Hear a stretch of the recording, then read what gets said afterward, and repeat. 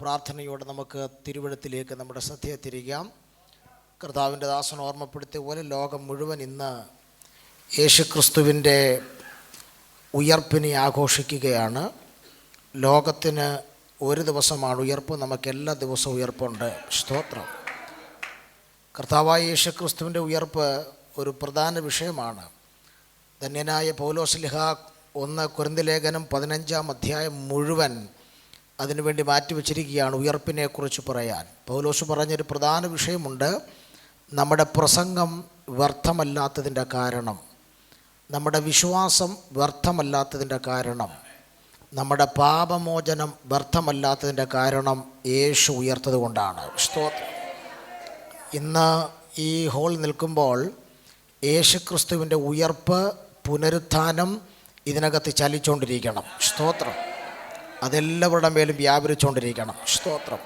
പ്രാർത്ഥനയോടെ നമുക്ക് തിരുവഴുത്തിലേക്ക് പ്രവേശിക്കാം. ബൈബിൾ തുറന്ന അപ്പോസ്തല പ്രവൃത്തി 2-ാം അധ്യായത്തിൽ നിന്ന് ഒരു തിരുവഴുത്തിലേക്ക് ശ്രദ്ധയെത്തിരിക്കുന്നു. ബൈബിളുള്ള എല്ലാവരും ബൈബിൾ തുറന്ന് അപ്പോസ്തല പ്രവൃത്തി 2-ാം അധ്യായം 24-ാമത്തെ വാക്യം.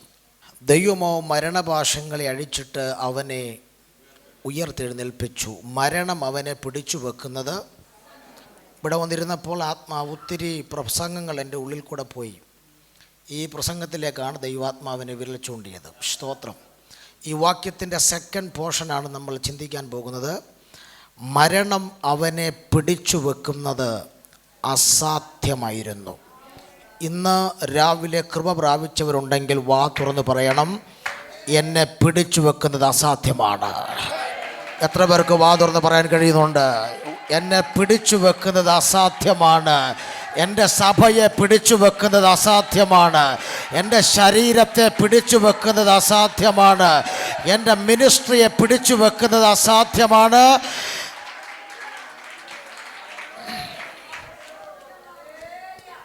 പിടിക്കാൻ കഴിഞ്ഞേക്കാം, ഓഫ് കോഴ്സ്. ആ രോഗത്തിന് നിൻ്റെ ശരീരത്തെ പിടിക്കാൻ കഴിഞ്ഞേക്കാം. സഭയെ പിശാചിന് ഒരു പക്ഷെ അറ്റാക്ക് ചെയ്യാൻ കഴിഞ്ഞേക്കാം. കടഭാരത്തിന് നിന്നെ പിടിക്കാൻ കഴിഞ്ഞേക്കാം. പക്ഷെ പിടിച്ചു വെക്കുന്നത് അസാധ്യമാണ്. ഈ പകൽ വാ തുറന്ന് നിങ്ങളത് പ്രഖ്യാപിക്കുമ്പോൾ പിടിച്ചു വെച്ച ചിലതൊക്കെ അഴിഞ്ഞു മാറാൻ പോകുകയാണ്.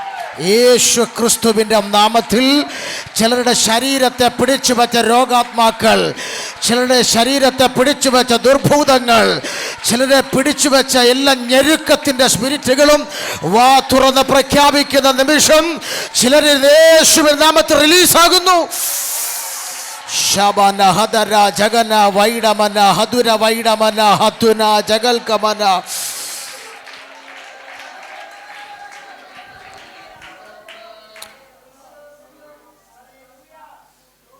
എന്നെ പിടിച്ചു വെക്കുന്നത് അസാധ്യമാണ്. ഇവിടെ ഇരുന്ന് അത് പ്രഖ്യാപിക്കണം, ക്ലെയിം ചെയ്യണം. സ്തോത്രം.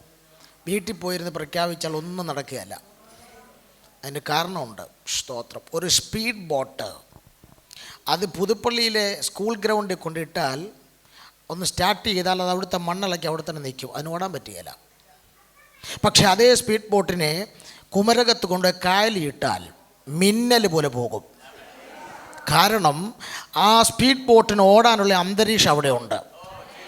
ഈ ഹോളിനകത്ത് ഒരു അന്തരീക്ഷം ചലിക്കുന്നുണ്ട്. ഇപ്പം നീ പ്രഖ്യാപിക്കാമെങ്കിൽ പ്രഖ്യാപിച്ചോ. വാ തുറന്ന് കൃപ പ്രാപിച്ചവർ വിളിച്ചു പറ, എൻ്റെ കുടുംബത്തെ പിടിച്ചു വെക്കുന്നത്, എൻ്റെ തലമുറയെ പിടിച്ചു വെക്കുന്നത്, എൻ്റെ ശരീരത്തെ, എൻ്റെ മിനിസ്ട്രിയെ, ദൈവസഭയെ പിടിച്ചു വെക്കുന്നത് അസാധ്യമാണ്. റൈറ്റ് നൗ ചിലർ പ്രഖ്യാപിച്ചു കൊണ്ടിരിക്കുമ്പോൾ തന്നെ ദൈവശക്തി ചിലരിൽ മൂവ് ചെയ്യുന്നു. സുഡമന ജനധനധര വൈഡമൽമന വൈഷ പ്രൗഢമൽ കമന ഹടകമന ഘടക ശബ്ദന ധൂമൽ വൈഡമന ഘടക ക്ഷസി.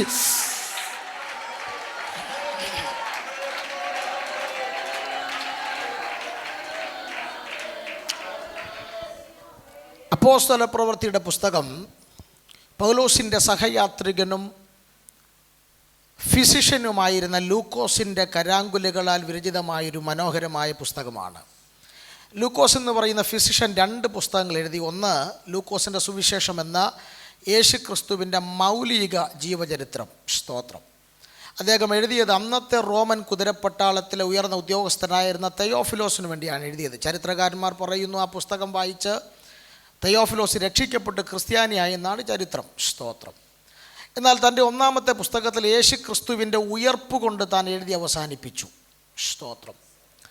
എന്നാൽ യേശു ക്രിസ്തു ഉയർത്തത് കൊണ്ട് തീർന്നിട്ടില്ലെന്നും ഇന്നും അവൻ്റെ നാമത്തിൽ ആര് പ്രസംഗിക്കുന്നോ അവരുടെ നടുവിൽ അവൻ ഇറങ്ങി വന്ന് അത്ഭുതങ്ങളാലും അടയാളങ്ങളാലും വീര്യപ്രവർത്തികളാലും വചനത്തെ ഉറപ്പിക്കുന്നു എന്ന് തെയോഫിലോസിനെ ബോധ്യപ്പെടുത്താൻ രണ്ടാമതൊരിക്കൽ കൂടെ താൻ തൂലിക ചലിപ്പിച്ചപ്പോൾ പിറന്നു വീണ അതിശക്തമേറിയ ഗ്രന്ഥമാണ് അപ്പോസ്തല പ്രവൃത്തി. അപ്പോൾ ഒന്നാമത്തെ പുസ്തകം യേശു ക്രിസ്തുവിൻ്റെ ചരിത്രം, രണ്ടാമത്തെ പുസ്തകം 1-ാം നൂറ്റാണ്ടിലെ സഭയുടെ ആദ്യത്തെ 30 വർഷത്തെ ചരിത്രം. അപ്പോൾ എന്താണ് പെന്തക്കോസ്ത് എന്നറിയാൻ പെന്തക്കോസ്ത് ദൈവശാസ്ത്രം വായിക്കേണ്ട, അപ്പോസ്തല പ്രവൃത്തി വായിച്ചാൽ മതി. സ്തോത്രം. ഈ പുസ്തകത്തെക്കുറിച്ച് 1-2 മുഖവുര പറഞ്ഞിട്ട് നമ്മുടെ ടോപ്പിക്കിലേക്ക് ഞാൻ പെട്ടെന്ന് ഡൈവേർട്ട് ചെയ്യും. സ്തോത്രം. അപ്പോസ്തല പ്രവൃത്തിയുടെ പുസ്തകം നിങ്ങൾ ശ്രദ്ധിച്ചാൽ പഴയ കാലഘട്ടങ്ങളിൽ ഇതിന് വെറും പ്രവർത്തികളെന്ന് മാത്രമേ പേരുണ്ടായിരുന്നുള്ളൂ. സ്തോത്രം.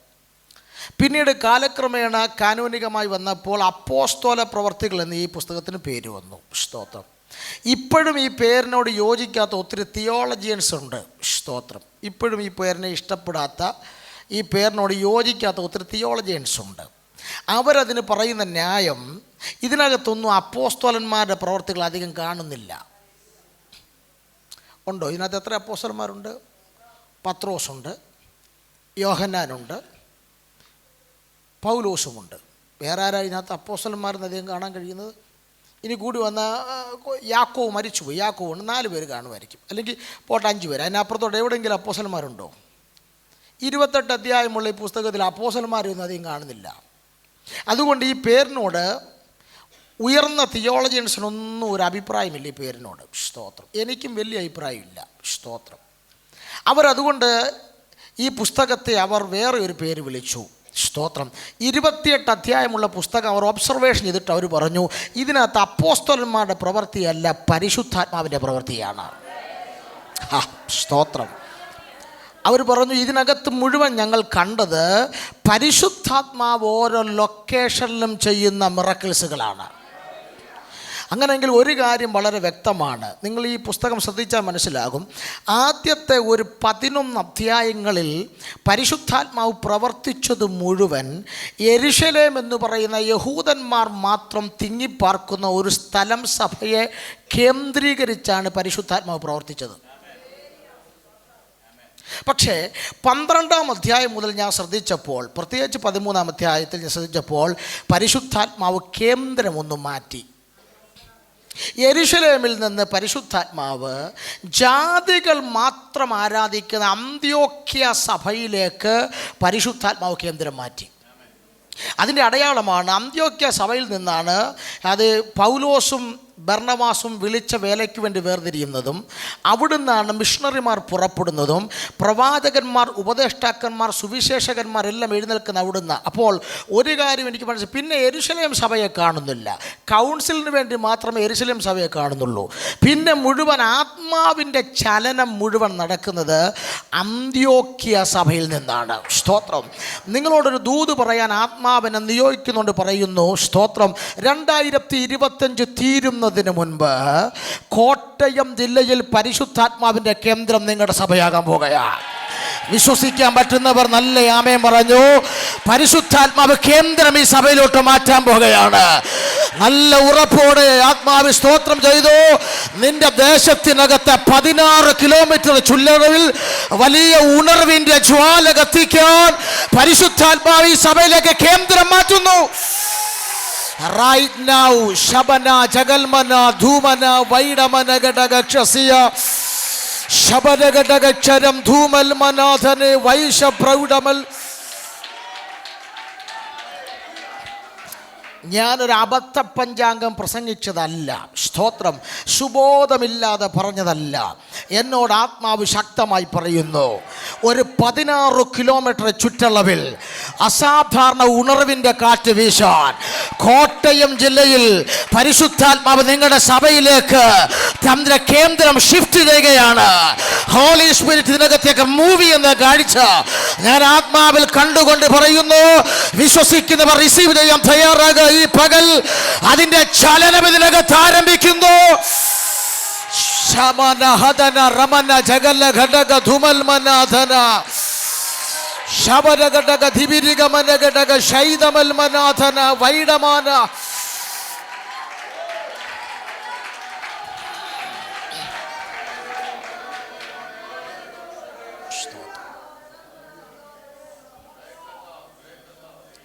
അപ്പോസ്തല പ്രവൃത്തിയുടെ പുസ്തകം നമ്മൾ വളരെ ശ്രദ്ധേയമായി പഠിച്ചാൽ 3 അഭിഷിക്തന്മാരുടെ കാലഘട്ടമായി നമുക്ക് പുസ്തകത്തെ ഡിവൈഡ് ചെയ്ത് പഠിക്കാം. സ്തോത്രം. 28 അധ്യായമുള്ള പുസ്തകത്തെ 3 അഭിഷിക്തന്മാരുടെ കാലമായി തിരിക്കാം. 1 പത്രോസ്ലിഹായുടെ കാലം, 2 സ്തേഫാനോസിൻ്റെ കാലം, 3 പൗലോസിൻ്റെ കാലം. സ്തോത്രം. പഠന സൗകര്യാർത്ഥത്തിന് ഈ പുസ്തകത്തെ 3 അഭിഷിക്തന്മാരുടെ കാലമായി തിരിച്ചു പഠിക്കാം. ആദ്യത്തെ 12 അധ്യായങ്ങളിൽ നിറഞ്ഞു തിളങ്ങി വിളങ്ങി നിൽക്കുന്നത് മുഴുവൻ പത്രോസാണ്. പത്രോസിൻ്റെ കൃപാവര ശുശ്രൂഷയിലൂടെയാണ് സഭ വളർന്നത്. സഭ വളരണമെങ്കിൽ കൃപാവര ശുശ്രൂഷ അത്യാവശ്യമാണ്. ആവശ്യമല്ല, അത്യാവശ്യമാണ്. സ്തോത്രം. 2 സ്തേഫാനോസിൻ്റെ കാലം. അപ്പോസ്തല പ്രവൃത്തി 6-7 അധ്യായങ്ങളിൽ നിറഞ്ഞു നിൽക്കുന്ന ഒരു അഭിഷിക്തനാണ് സ്തേഫാനോസ്. അദ്ദേഹം എത്ര പ്രസംഗം പ്രസംഗിച്ചെന്ന് എനിക്കറിയത്തില്ല. പക്ഷെ രേഖപ്പെടുത്തിയ പ്രസംഗം ഒന്നേ ഉള്ളൂ. പക്ഷെ ആ ഒറ്റ പ്രസംഗം കൊണ്ട് അദ്ദേഹം ചരിത്രത്തിൽ ഇടം നേടി. നമ്മളൊരു 5000 പ്രസംഗം പ്രസംഗിച്ചിട്ട് ഒരു മനുഷ്യൻ പോലും ഓർക്കുന്നു പോലും ഇല്ല. സ്തോത്രം. പക്ഷേ ഒറ്റ പ്രസംഗം, ആ പ്രസംഗത്തിൻ്റെ അവസാനം അദ്ദേഹം മരിച്ചു വീഴുകയായിരുന്നു. സ്തോത്രം. അദ്ദേഹത്തിൻ്റെ മരണം, ഞാൻ ഉൽപ്പത്തി പുസ്തകം ആദമിൻ്റെ മരണം വരെ വെളിപ്പാട് പുസ്തകം വരെ ശ്രദ്ധിച്ചു. പക്ഷേ അദ്ദേഹത്തിൻ്റെ മരണം പോലൊരു മരണം ഞാൻ കണ്ടിട്ടില്ല. കാരണം സാധാരണ യഹൂദന്മാർ ഒരാളെ വിസ്തരിക്കുമ്പോൾ സ്തേഫാനോസിനെ വിസ്തരിക്കുകയാണ്. മഹാപുരോഹിതൻ നടുക്കിരിക്കും, 35 പേർ വലത്തും 35 പേർ ഇടത്തും ഇരുന്നാണ് ഒരാളെ വിസ്തരിക്കുന്നത്. യഹൂദൻ്റെ അതേ സന്നിധി സംഘത്തിൻ്റെ നീതിന്യായ കോടതിയുടെ സ്റ്റൈൽ എങ്ങനെയാണ്. അതിൽ ഇടതുഭാഗത്തിരിക്കുന്ന 35 ആളുകളാണ് ഈ മനുഷ്യൻ കുറ്റം ചെയ്തു എന്ന് തെളിയിക്കേണ്ടത്. വലതുഭാഗത്തിരിക്കുന്ന 35 പേരാണ് ഇദ്ദേഹം കുറ്റം ചെയ്തില്ലെന്ന് തിരിച്ചു തെളിയിക്കേണ്ടത്. അപ്പോൾ സ്തേഫാനോസ് വിസ്തരിക്കപ്പെടുകയാണ് 6-ാം അധ്യായത്തിൽ. അദ്ദേഹത്തിനെതിരെ നിരവധി കുറ്റങ്ങൾ മഹാപുരോഹിതൻ്റെ ഇടത്തുഭാഗത്തിരുന്ന 35 പേർ എഴുന്നേറ്റ് നിന്ന് ഘോരാത്തം പറയുക. എന്താ പറയുന്നത്? ഇവൻ ജനത്തെ ഇളക്കി വെച്ചു, ന്യായപ്രമാണത്തിനെതിരെ സംസാരിച്ചു, ഇങ്ങനെ കുറേ ആരോപണങ്ങൾ പറഞ്ഞു. 35 പേർ അവിടെ ഇരുന്നപ്പോൾ സ്തേഫാനോസ് വളരെ പ്രതീക്ഷയോടെ മഹാപുരോഹിതൻ്റെ വലതുഭാഗത്തിരിക്കുന്ന 35 പേരെ നോക്കി. കാരണം അവരാണ് ഇനി തനിക്ക് വേണ്ടി എഴുന്നേറ്റ് നിന്ന് ഇടതുഭാഗം പറഞ്ഞ മുഴുവൻ തെറ്റുകളും തെറ്റാണെന്ന് തെളിയിച്ച് തന്നെ ഇതിനകത്തുനിന്ന് മോചിപ്പിക്കേണ്ടവർ മഹാപുരോഹിതൻ്റെ വലതുഭാഗത്തിരിക്കുന്ന 35 പേരാണ്. സ്തോത്രം. പക്ഷേ താൻ പ്രതീക്ഷയോടെ നോക്കിയെങ്കിലും വലതുഭാഗത്തിരിക്കുന്ന 35 പേരിൽ ഒരാൾ പോലും തനിക്ക് വേണ്ടി എഴുന്നേറ്റില്ല. എല്ലാവരും പഞ്ചപുച്ഛമുടക്കി നമ്മർ ശിരസ്കരായി തല കുനിച്ചിരിക്കുമ്പോൾ സ്തേഫാനോസ് ഒരുപക്ഷേ കണ്ണുകൾ നിറഞ്ഞു കാണും. ഭൂമിയിൽ ഒരു മനുഷ്യൻ തനിക്ക് വേണ്ടി എഴുന്നേറ്റില്ല. പക്ഷേ കല്ലുകൾ തൻ്റെ ശരീരത്തിൽ പതിഞ്ഞ് തൻ്റെ ശരീരത്തിൽ നിന്ന് ചോരയിട്ട് വീഴുമ്പോൾ താൻ സ്വർഗത്തിലൊരു കാഴ്ച കൊണ്ടു. ഭൂമിയിൽ തനിക്കായി ആരും എഴുന്നേൽക്കാതിരുന്നപ്പോൾ സ്വർഗത്തിൽ പിതാവിൻ്റെ വലതുഭാഗത്ത് ഒരുവൻ തനിക്ക് വേണ്ടി എഴുന്നേൽക്കുന്ന കാഴ്ച സ്തേഫാനോസ് വെളിപ്പാടിൽ കാണുകയാണ്. ആരെയോ നോക്കി ഞാൻ ആത്മാവിൽ വിളിച്ചു പറയുന്നു, ഈ ഭൂമിയിൽ നിനക്ക് വേണ്ടി എഴുന്നേൽക്കേണ്ട പലരും എഴുന്നേൽക്കാതിരിക്കുമ്പോൾ സ്വർഗത്തിൽ ഒരുവൻ വലതുഭാഗത്ത് നിനക്ക് വേണ്ടി ഇന്ന് പകൽ ചാടി എഴുന്നേൽക്കുന്ന പകലാണെന്ന് വിശ്വസിക്കുന്നവരുണ്ടെങ്കിൽ ആത്മാവിൽ സ്തോത്രം ചെയ്ത് പറയുക, സ്വർഗം നിനക്ക് വേണ്ടി എഴുന്നേൽക്കുകയാണ്.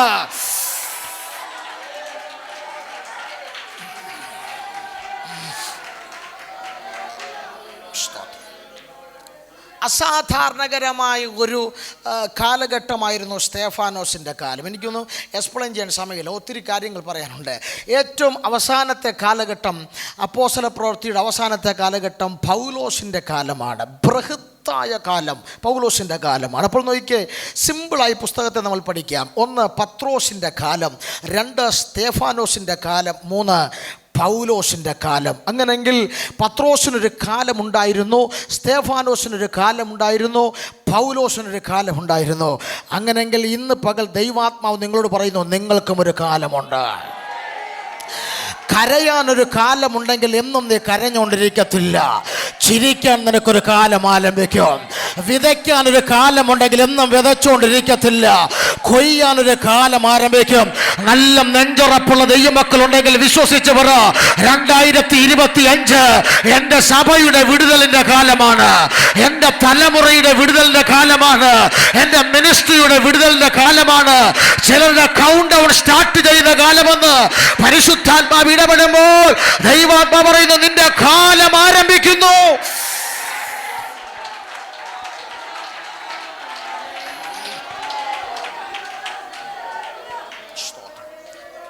നിങ്ങളുടെ സഭയുടെ കാലം ആരംഭിക്കുകയാണ്.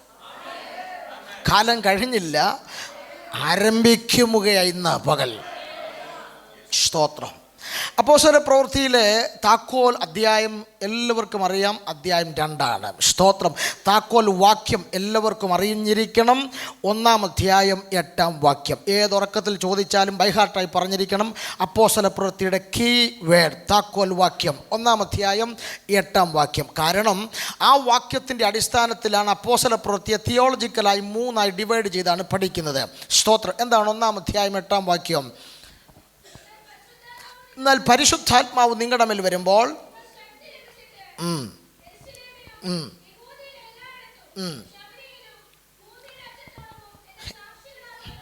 ഒന്നാം അധ്യായത്തിൻ്റെ 8 എന്ന താക്കോൽ വാക്യം അടിസ്ഥാനപ്പെടുത്തി 3 നമുക്ക് ഈ പുസ്തകത്തെ തിയോളജിക്കലായി തിരിക്കാം. 1 മുതൽ 7 വരെയുള്ള അധ്യായങ്ങളിൽ സഭ യെരൂശലേമിൽ എന്നുള്ളതാണ് ഇതിനകത്തെ പ്രധാനപ്പെട്ട വിഷയം. സഭ എവിടെയാണ്?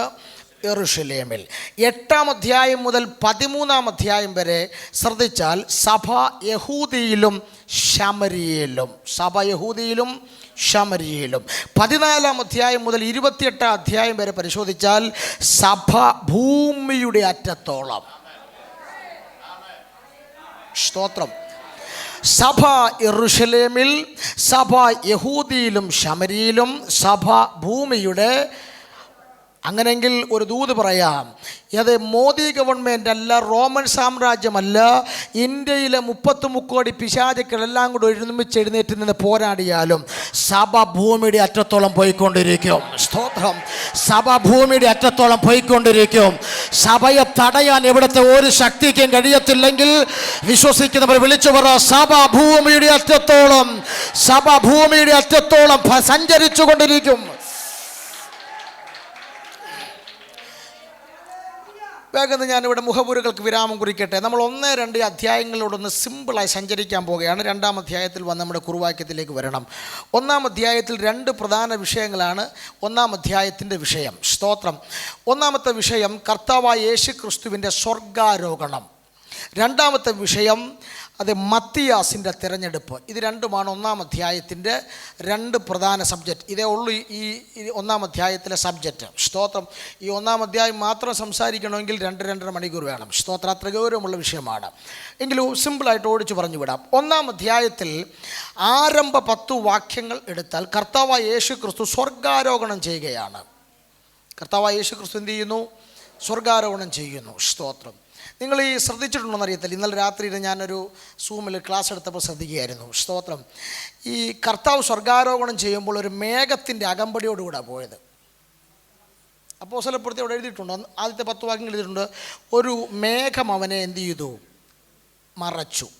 നിങ്ങൾ നോക്കിയാൽ എവിടെല്ലാം യേശു ക്രിസ്തു തേജസ്കരിക്കപ്പെട്ടിട്ടുണ്ടോ അവിടെ എല്ലാം മേഘമുണ്ട്. മനസ്സിലായില്ലേ? മനസ്സിലാക്കിയിട്ട് ഇച്ചിരി പിടിക്കും. ഇനി കുറച്ചുകൂടെ പറയാം. എവിടെല്ലാം ദൈവം പ്രത്യക്ഷപ്പെട്ടിട്ടുണ്ടോ അവിടെ എല്ലാം മേഘമുണ്ട്. പഴയ നിയമത്തിലുമുണ്ട്. പുറപ്പാട് 19 സീനായിൽ ദൈവം ഇറങ്ങിയപ്പം അവിടെ മേഘം വന്നു. സ്തോത്രം. അതിൻ്റെ ഒരു എക്സ്പ്ലനേഷൻ എബ്രായ ലേഖനത്തിലാണ് എനിക്ക് തോന്നുന്നു, 12-ാം അധ്യായത്തിലാണെന്ന് തോന്നുന്നു എഴുതിയിട്ടുണ്ട്. സീനായിൽ മേഘം ഇറങ്ങിയതിനെക്കുറിച്ച് എബ്രായ ലേഖനത്തിൻ്റെ എഴുത്തുകാരൻ പറയുന്നുണ്ട്. അദ്ദേഹം പറയുന്നത് കൂരിരുട്ട് വന്നു, മേഘതമസ്സുണ്ടായി, ഇങ്ങനെ പറഞ്ഞു. അപ്പം ഇനി അത് മാത്രമല്ല, നിങ്ങൾ നോക്കിയാൽ പരിശുദ്ധ സ്ഥലത്ത് മഹാപുരോഹിതൻ ശുശ്രൂഷിക്കുമ്പോൾ അവിടെ മുഴുവൻ എന്ത് ചെയ്യുക? ധൂപപീഠത്തിനകത്ത് നിറയുക. ശലോമോൻ്റെ ആലയത്തിനകത്ത് ദൈവത്തിൻ്റെ പ്രസൻസ് വന്നപ്പോൾ അവിടെ മുഴുവൻ പുക കൊണ്ട് നിറഞ്ഞു. ഞാനിങ്ങനെ ചിന്തിച്ചു, ഈ പുകയും ഇടിയും വെട്ടവും ബഹളവും ഇതൊന്നും ഇല്ലാതെ ദൈവമില്ല. നിങ്ങൾ മിണ്ടുന്നില്ല. ഞാൻ ചോദിച്ചു, ദൈവമേ ഈ മേഘം എന്തിനാ? മറുരൂപമലയിൽ യേശുക്രിസ്തു തേജസ്കരിക്കപ്പെട്ടപ്പോൾ ഒരു മേഘം വന്നെന്ന് അവിടെ എഴുതിയിട്ടുണ്ട്. സ്തോത്രം. എപ്പോഴൊക്കെ ദൈവം ഇസ്രായേലിൻ്റെ നടുവിൽ വന്നു അപ്പോഴൊക്കെ എന്തുണ്ട്? മേഘം. യേശുക്രിസ്തു എവിടെയൊക്കെ തേജസ്കരിക്കപ്പെടുന്നു അവിടെ എല്ലാം മേഘമുണ്ട്. സ്തോത്രം. കർത്താവിനോട് പറഞ്ഞു, എന്നെ ആരെങ്കിലും ഡയറക്റ്റ് കണ്ടാൽ പിന്നെ അവൻ ജീവനോടിരിക്കത്തില്ല. അതുകൊണ്ട് എൻ്റെ ശക്തിയോടെ ഞാൻ ഇറങ്ങി വരുമ്പം എൻ്റെ ജനം കത്തിപ്പോകാതിരിക്കാൻ ഞാൻ മേഘം കൊണ്ട് മറച്ചിട്ടാണ് വരുന്നത്. ഇന്ന് പകലും ഈ ഹോളിനകത്ത് അവൻ ഇറങ്ങി വരുന്നതിൻ്റെ തെളിവാണ് ഇതിനകത്ത് ചലിക്കുന്ന ദൈവ സാന്നിധ്യമെന്ന്, ദൈവത്തിൻ്റെ മേഘമെന്ന് മനസ്സിലാകുന്നവർക്കായി സ്തോത്രം. ദൈവം അവൻ്റെ പ്രതാപത്തിൻ്റെ ശക്തിയിൽ ഇറങ്ങി വരുമ്പം ദൈവത്തെ കണ്ട ഒരുത്തന് ജീവനോട് കാണുകയല്ല. കാണുമോ? നോ. ദൈവം അതുകൊണ്ട് എന്ത് ചെയ്യുമെന്നറിയാമോ? മേഘം വെച്ച് തന്നെ മറച്ചിട്ടാണ് ഇറങ്ങി വരിക. അതാ തേജസ്കരിക്കപ്പെട്ട ക്രിസ്തു എവിടെയൊക്കെ വന്നു അവിടെ എല്ലാം മേഘമുണ്ട്. ഇവിടെ കർത്താവ് സ്വർഗാരോഹണം ചെയ്യുമ്പോഴും എന്തുണ്ട്? അതൊരു വലിയ സബ്ജക്റ്റാണ്, എനിക്കതിൽ തൊടാൻ സമയമില്ല, ഭയങ്കര സബ്ജക്റ്റാണ്. സ്തോത്രം. അപ്പം കർത്താവ് സ്വർഗാരോഹണം ചെയ്യാൻ തിരഞ്ഞെടുത്ത മലയാണ് ഇത്, ഒലൂമല. സ്തോത്രം. വേറെ മലയില്ലാഞ്ഞിട്ട് കർത്താവ് തിരഞ്ഞെടുത്തൊന്നുമല്ല. ഇസ്രായേലിൽ ഇഷ്ടം പോലെ മൊട്ടക്കുന്നുകളൊക്കെ ഉണ്ട്, എങ്കിലും വലിയ മല ഇസ്രായേൽ ഒലൂമല തന്നെയാണ്. സ്തോത്രം. ഇത് കർത്താവ് ഈ ഒലൂമല തിരഞ്ഞെടുത്തതിന് രണ്ട് കാരണങ്ങളുണ്ട്. ഒന്ന് ചരിത്രപരമായ ഒരു കാരണവും, രണ്ട് ആത്മീകപരമായ കാരണവും. സ്തോത്രം. രണ്ടും ഒന്ന് എക്സ്പ്ലെയിൻ ചെയ്യാം. ഒലൂമല കർത്താവ് സ്വർഗാരോഹണത്തിൽ തിരഞ്ഞെടുക്കാൻ ചരിത്രപരമായ കാരണമുണ്ട്. സക്കറിയ പ്രവചനം 14-ാം അധ്യായത്തിൻ്റെ 4-ാം വാക്യം, അവിടെ ചരിത്രപരമായ കാരണം എഴുതിയിട്ടുണ്ട്. സ്തോത്രം. ഇനി അനന്ത വികായുസിൽ, ഇനി ഭാവിയിൽ, സ്തോത്രം, കർത്താവായ യേശു ക്രിസ്തുവിൻ്റെ മഹത്വ പ്രത്യക്ഷതയ്ക്കായി അവൻ കാൽ വെക്കാൻ പോകുന്ന സ്ഥലമാണ് ഒലൂമല. മനസ്സിലാകുന്നുണ്ടോ? മേഘപ്രത്യക്ഷതയ്ക്കല്ല, സ്തോത്രം, മഹത്വ പ്രത്യക്ഷതയ്ക്ക് എന്ന് പറഞ്ഞാൽ കർത്താവിന് ഭൂമിയിൽ വരുന്നുണ്ടെങ്കിൽ കർത്താവ് വന്ന് കാൽ വെക്കാൻ പോകുന്നത് ഒലൂമലയില്ല. അന്ന് ഒലൂമല രണ്ടായി പിളർന്നു പോകും, ഒരു താഴ്വര അവിടെ ഉണ്ടാകും. സ്തോത്രം. ആ വരവിൽ കർത്താവിനോടുകൂടെ നമ്മളും ഉണ്ടായിരിക്കും. സ്തോത്രം. സ്തോത്രം. ഇത് ചരിത്രപരമായി സംഭവിക്കാൻ പോകുന്ന ഭാവിയിലെ ഒരു പ്രത്യാശയാണ്. സ്തോത്രം. എന്നാൽ ഇതിനു മുൻപ് ഒരു ആത്മീക അർത്ഥം കൂടെ ഉണ്ട്. സ്തോത്രം. കർത്താവ് ഈ ഒലൂമലയിൽ നിന്ന് സ്വർഗാരോഹണം ചെയ്യാൻ തിരഞ്ഞെടുത്തതിന് അതിൻ്റെ കാരണം യേശു ക്രിസ്തു ജനിക്കുന്നതിന് ഒരു 1700 വർഷങ്ങൾക്ക് പുറകിൽ, സ്തോത്രം, അന്ന് യേശു ജനിച്ചിട്ടില്ല, യേശു ജനിക്കുന്നതിന് ഒരു 1700 വർഷങ്ങൾക്ക് പുറകിൽ ഈ ഒലൂമലയിലിരുന്നൊരു മനുഷ്യൻ വാവിട്ട് പൊട്ടിക്കരഞ്ഞ ചരിത്രം തിരുവെഴുത്ത് രേഖപ്പെടുത്തുന്നുണ്ട്. 2 ശമൂവേലിൻ്റെ പുസ്തകം 15-ാം അധ്യായത്തിൻ്റെ 30 മുതലുള്ള വാക്യങ്ങളിൽ ആ സംഭവം രേഖപ്പെടുത്തിയിട്ടുണ്ട്. അവിടെ എഴുതിയിരിക്കുന്നു, ദാവീദ് തല മൂടിയും കാലിൽ ചെരുപ്പിടാതെയും ഒലൂമലയുടെ കയറ്റം കരഞ്ഞുകൊണ്ട് കയറിയെന്നാണ് എഴുതിയിരിക്കുന്നത്. സ്തോത്രം. എങ്ങനെ കയറിയെന്ന? 2 സ്ഥലങ്ങളിലാണ് ഡയറക്റ്റായിട്ട് ദാവീദ് കരഞ്ഞതായിട്ട് എഴുതിയിരിക്കുന്നത്. അതിൽ ഒന്നിവിടെയാണ്. ഒന്ന് സിക്ലാഹിൽ വെച്ച് തൻ്റെ ഭാര്യമാരെയൊക്കെ ശത്രു അപഹരിച്ചു കൊണ്ടുപോയപ്പോൾ ദാവീദ് ബലമില്ലാതാകുവോളം എന്ത് ചെയ്തു? ദാവീദ് കരഞ്ഞെന്ന് പലയിടത്തും പറയുന്നുണ്ട്, പക്ഷേ ഡയറക്റ്റ് കരഞ്ഞെന്ന് പറഞ്ഞിരിക്കുന്ന 2 ഭാഗങ്ങൾ ഇതാണ്. സ്തോത്രം. അതിൽ ദാവീദ് വാവിട്ട് കരഞ്ഞു. എങ്ങനെ? കരഞ്ഞുകൊണ്ടിരിക്കുകയല്ല, കരഞ്ഞുകൊണ്ട് ഈ ഒലൂമല കയറുക. തല മുടിയും കാൽ ചെരുപ്പിടാതെയും ഒലൂമലയുടെ കയറ്റം കരഞ്ഞോണ്ട് കയറുക. സ്തോത്രം. ഈ ദാവീദ് 1700 യേശുക്രിസ്തുവിൻ്റെ ജനനത്തിന് ഒരു 1700 വർഷങ്ങൾക്ക് പുറകിലിരുന്ന് കരഞ്ഞു. സ്തോത്രം. ഈ ഒലൂമലയിൽ.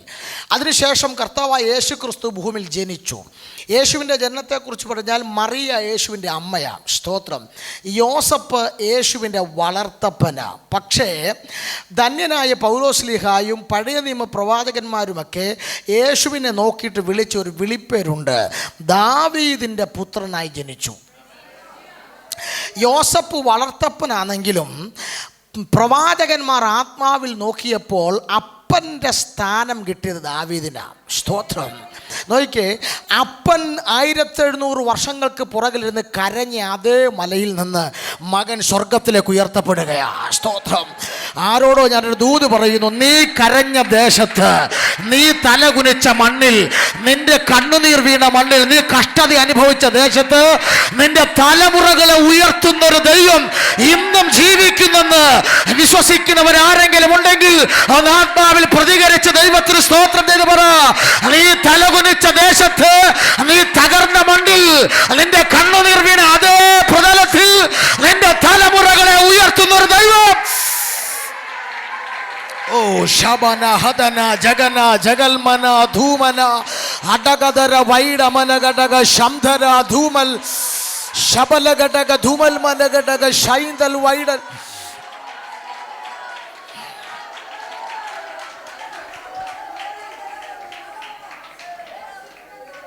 കർത്താവായ യേശു ക്രിസ്തു സ്വർഗാരോഹണത്തിന് മുമ്പ് എന്ന് പറഞ്ഞാൽ സ്വർഗാരോഹണം ചെയ്യാൻ മിനിറ്റുകൾ മാത്രം ബാക്കി നിൽക്കുമ്പം കർത്താവ്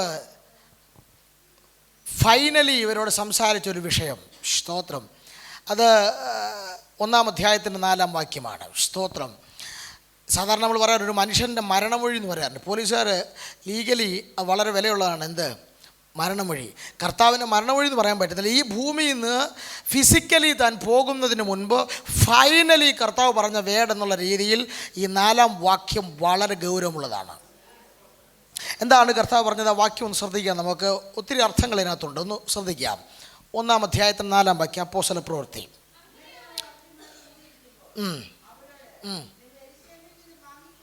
യാ 3 കാര്യങ്ങൾ കർത്താവ് പറഞ്ഞു. 1, കാത്തിരിക്കണം. 2, എവിടെ കാത്തിരിക്കണം. 3, എന്തിനു വേണ്ടി കാത്തിരിക്കണം. 3 കാര്യങ്ങളും ഒന്ന് എക്സ്പ്ലെയിൻ ചെയ്ത് പോകാം. സ്തോത്രം. 1, കാത്തിരിക്കണം.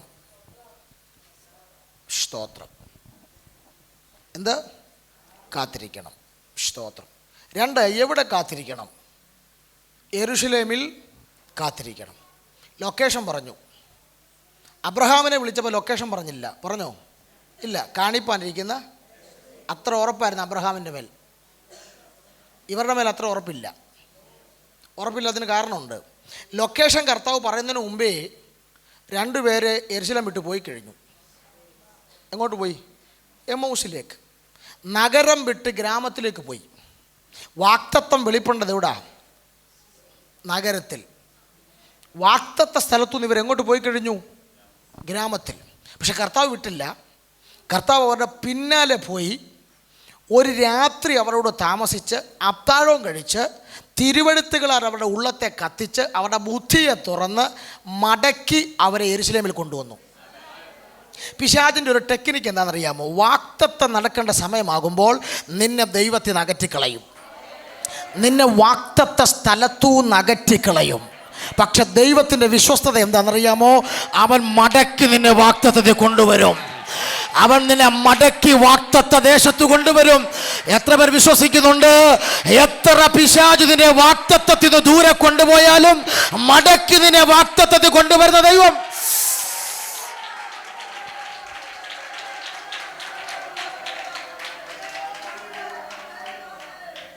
പണ്ടൊരു കുടുംബത്തെ വാക്തത്വ സ്ഥലത്തു നേരെ മോവാബിലോട്ട് കൊണ്ടുപോയി. സ്തോത്രം. പക്ഷെ ദൈവം എന്ത് ചെയ്യുന്നറിയാമോ? യവക്കൊയ്ത്തിൻ്റെ ആരംഭത്തെങ്കിൽ ആ കുടുംബത്തെ മടക്കി ബേത്ലഹേമിൽ കൊണ്ടുവന്നു. സ്തോത്രം.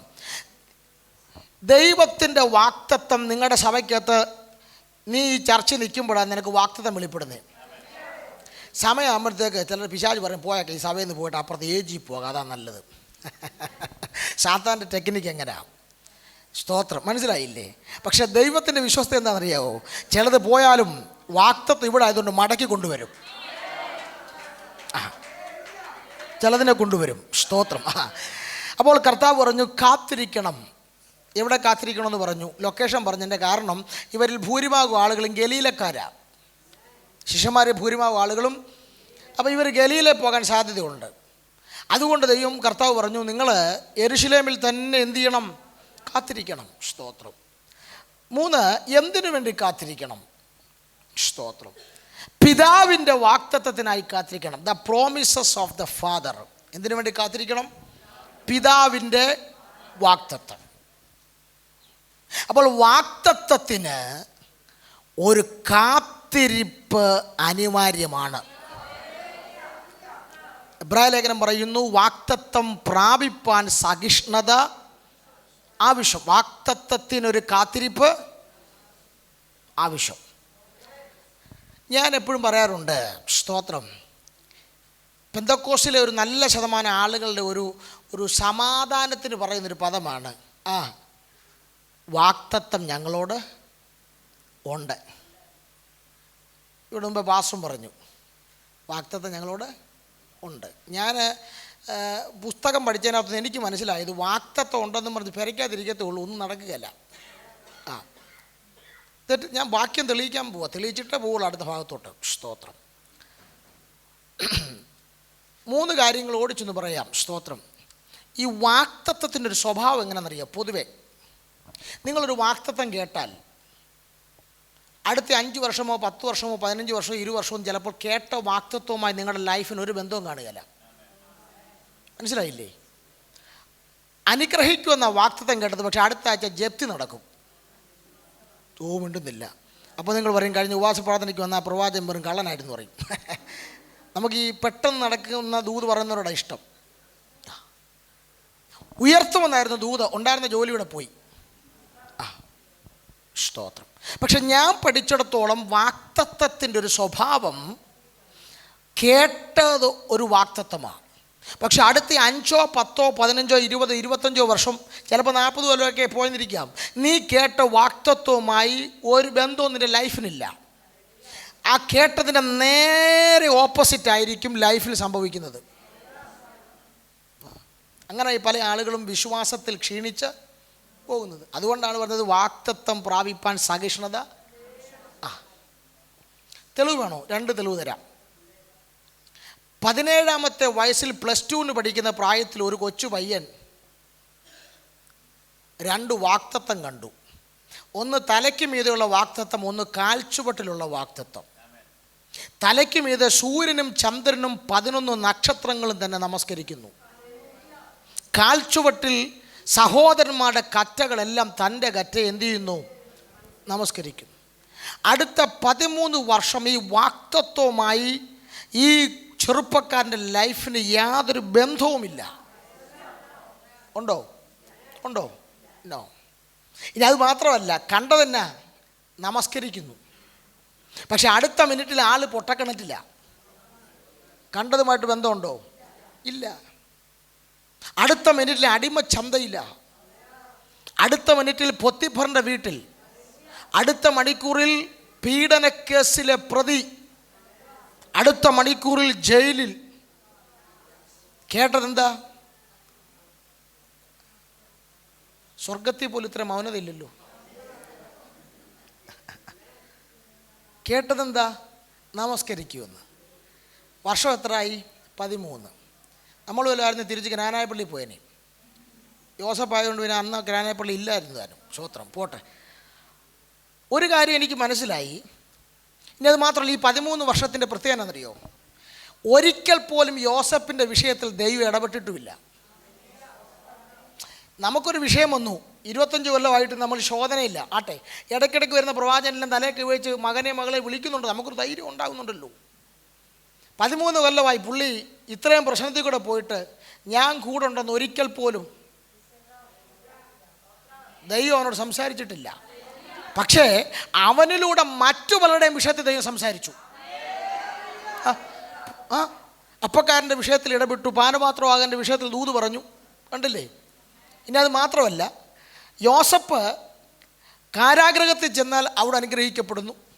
പൊത്തിപ്പറിന് പിടികിട്ടി, ഇവൻ്റെ മൊത്തം ഏൽപ്പിച്ചേക്കാം, ഇവൻ വരുന്നിടമെല്ലാം എന്ത് ചെയ്യുക?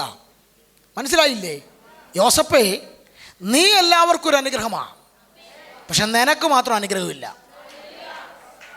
നീ കാലൂത്തുന്നിടത്തെല്ലാം അനുഗ്രഹമാണ്, പക്ഷെ നിനക്ക് മാത്രം എന്തില്ല? അനുഗ്രഹമില്ല. ഞാൻ ഈ ഭാഗമെല്ലാം പഠിച്ചപ്പം ദൈവം എന്നോട് പറഞ്ഞു, സഫന്യാവിൻ്റെ പുസ്തകത്തിലാണെന്ന് തോന്നുന്നൊരു വാക്യമുണ്ട്, ഞാൻ സ്നേഹത്തിൽ മിണ്ടാതിരിക്കും. ദൈവത്തിൻ്റെ ചില മൗനതയ്ക്കകത്തും നിന്നോടുള്ള സ്നേഹമുണ്ട്.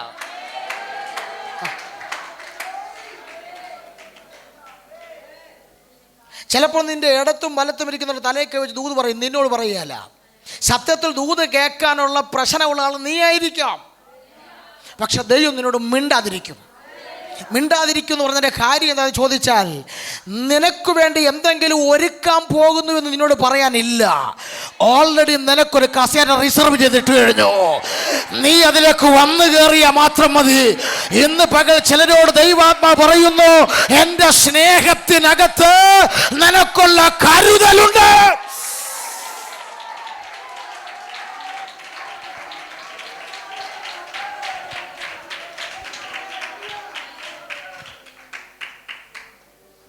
ഇനി ഞാൻ നിങ്ങൾ ചൂണ്ടിക്കാണിക്കുക ഒരു കാര്യം. 13 കൊല്ലം ദൈവം ഒരിടത്ത് യോസഫിന് വേണ്ടി സംസാരിച്ചിട്ടില്ല, യോസഫിനോട് വ്യക്തിപരമായി ധൈര്യപ്പെടുത്തില്ല. പക്ഷേ യോസഫ് അറിഞ്ഞില്ല. യോസഫിൻ്റെ മുഴുവൻ പ്രശ്നങ്ങളിലും യോസഫ് അറിയാതെ ദൈവം ഇടപെട്ടുകൊണ്ടിരുന്നു. നീ അറിയുന്നില്ലെന്നേ ഉള്ളൂ. നിന്റെ സകല വിഷയങ്ങളിലും നീ അറിയാതെ ദൈവം ഇടപെട്ടുകൊണ്ടിരിക്കുകയാ. നീ കാണുന്നില്ലെന്നേ ഉള്ളൂ, നീ മനസ്സിലാക്കുന്നില്ലെന്നേ ഉള്ളൂ. നീ അറിയാതെ മുഴുവൻ വിഷയങ്ങളിലും ദൈവം ഇടപെട്ടുകൊണ്ടിരിക്കുകയാ.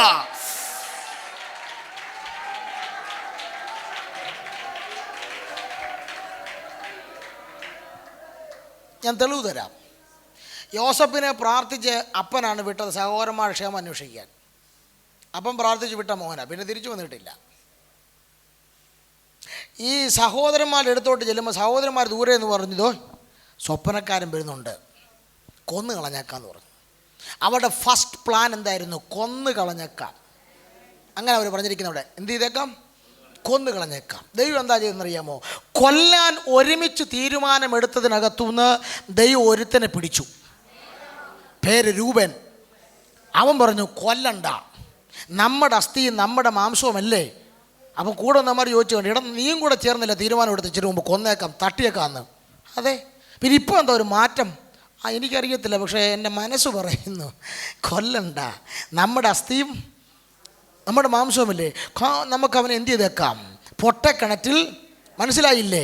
നീ അറിയുന്നില്ല, വാക്തത്വമുള്ളവനെ കൊന്നുകളയാൻ ഏതെല്ലാം ഗൂഢാലോചന ഒരുക്കിയാലും അത് പൊളിച്ചെടുക്കാൻ, അതിനകത്തുനിന്ന് ഒരുത്തനെ നിനക്ക് വേണ്ടി തൊടാൻ ഇന്നും എൻ്റെ ദൈവത്തിന് കരുത്തുണ്ടെന്ന് പരിശുദ്ധാത്മാവ് ദൂത് പറയുമ്പോൾ വിശ്വസിക്കുന്നവർ ദൈവത്തിന് നല്ല ആരാധന കൊടുത്ത് പറ, നമ്മുടെ ദൈവം എൽ ശദൈ.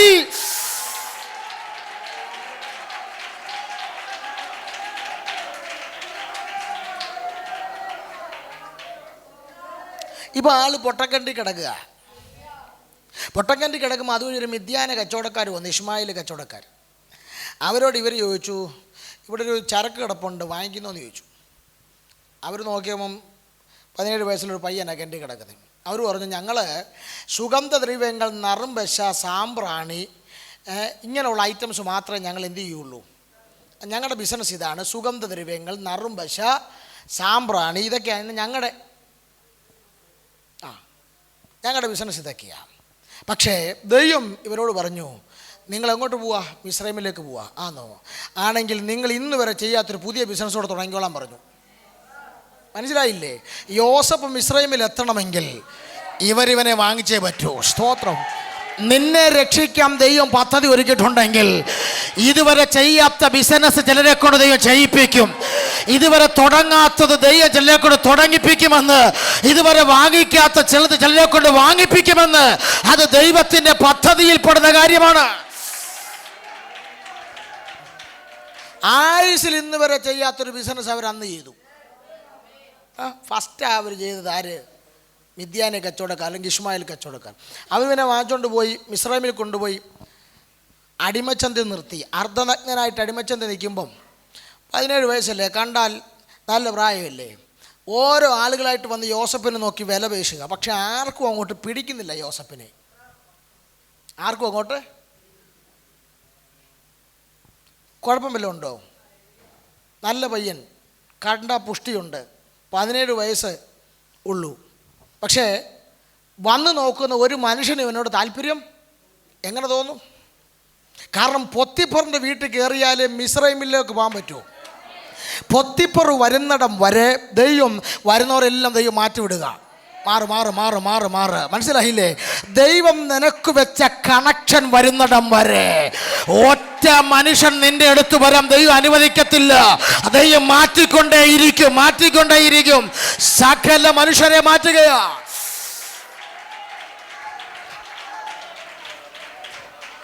പൊത്തിപ്പർ വന്ന് ഒറ്റ നോട്ടം നോക്കിയതേ ഉള്ളൂ, വില പറഞ്ഞ് അപ്പോഴേ വാങ്ങിച്ചോണ്ട് പോയി. പൊത്തിപ്പറിൻ്റെ വീട്ടിൽ കയറിയതും കുറച്ച് ദിവസം കഴിഞ്ഞപ്പോൾ പൊത്തിപ്പറിന് മനസ്സിലായി യഹോവ ഇവൻ്റെ കൂടെ തൻ്റെ ഭാര്യ ഒഴികെ സകലത്തെയും യോസഫിനെ ഏൽപ്പിച്ചു. ഇപ്പോൾ യോസഫ് ഒരു നല്ല കംഫോർട്ട് സോണിലാണ്. കാരണം പുള്ളി അവിടുത്തെ കാര്യസ്ഥനാണ്. നാടൻ ഭാഷ പറഞ്ഞാൽ കംഫോർട്ട് സോണില്ല. ദൈവത്തിന് മനസ്സിലായി ഇവൻ ഇവിടെ തന്നെ ഇരിക്കത്തേ ഉള്ളൂ. കുറച്ച് കാലം കഴിയുമ്പോൾ ഒരു വാർത്ത വരും. എന്താണെന്നറിയോ? പൊത്തിഫറിൻ്റെ കാര്യസ്ഥനായിട്ട് 110 വയസ്സുള്ള യോസഫ് കാലം ചെയ്തു. പത്രത്തിൽ വാർത്ത വരും. പൊത്തിഫറിൻ്റെ കാര്യസ്ഥൻ യോസഫ് 110 വയസ്സ് എന്ത് ചെയ്തു? കാലം ചെയ്തു എന്ന് പറഞ്ഞാൽ മരിച്ചെന്ന്. കാര്യം പുള്ളി കംഫോർട്ട് സോണില്ല, പുള്ളിക്ക് ഒരു പ്രശ്നമില്ല, പുള്ളി ഹാപ്പിയാണ്. ദൈവം പറഞ്ഞു, നിന്നെ ഞാൻ അവിടുന്ന് നിൻ്റെ അപ്പൻ്റെ നാട്ടിൽ നിന്ന് ഇങ്ങോട്ട് കൊണ്ടുവന്നത് പൊത്തിഫറിൻ്റെ കാര്യവിചാരകനായിട്ട് ഇരിക്കാനല്ല, മിസ്രൈമിലെ പ്രൈം മിനിസ്റ്റർ ആകാനാ. സ്തോത്രം. നീ അവിടെ എത്തേണ്ടതിന് പകരം നീ ഇതിനകത്ത് വന്ന് ഇങ്ങനെ കംഫോർട്ട് സോണിൽ ഇരിക്കുകയാണോ? ഉടനെ ദൈവം എന്ത് ചെയ്തു? പൊത്തിഫറിൻ്റെ ഭാര്യയോട് പറഞ്ഞു, അവനെ ഒന്ന് ഇളക്കിയേക്കാൻ പറഞ്ഞു. മനസ്സിലായില്ലേ? ആ പീഡന കേസ് യോസഫിന് വന്നതിൻ്റെ പുറകിലും ദൈവത്തിനൊരു കരമുണ്ട്. എന്തിനാണെന്നറിയോ? ഇവനെ അതിനകത്തൊന്ന് വെളിയിറക്കണമെങ്കിൽ ചില കംഫോർട്ട് സോണുകൾ പൊട്ടിച്ച് ചിലതിനെ വാക്തത്വത്തിലേക്ക് വലിച്ചിറക്കാൻ എൻ്റെ ദൈവം ചിലതിനെ ഇളക്കും നിനക്കെതിരെ. അതിൻ്റെ പുറകിലും ദൈവത്തിന് ഒരു പദ്ധതി ഉണ്ടെന്ന് മനസ്സിലാകുന്നവർക്കായി ഞാൻ സ്തോത്രം ചെയ്യുന്നു.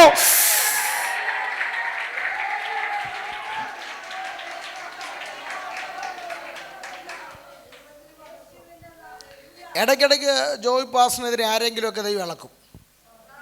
ഇളക്കിയേ പറ്റുള്ളൂ, അല്ലെങ്കിൽ ജോയ് പാസ് വലിയ കംഫോർട്ട് സോണിൽ അങ്ങ് പോകും. ഇളക്കി വിടുന്നതിൻ്റെ ഉദ്ദേശം എന്താണെന്നറിയോ? വേറൊരു ഡെസ്റ്റിനേഷൻ കിടപ്പുണ്ട് നിനക്ക്, നീ അവിടെ എത്തണം. പണ്ട് ഞാനൊരു കാഴ്ച കണ്ടു.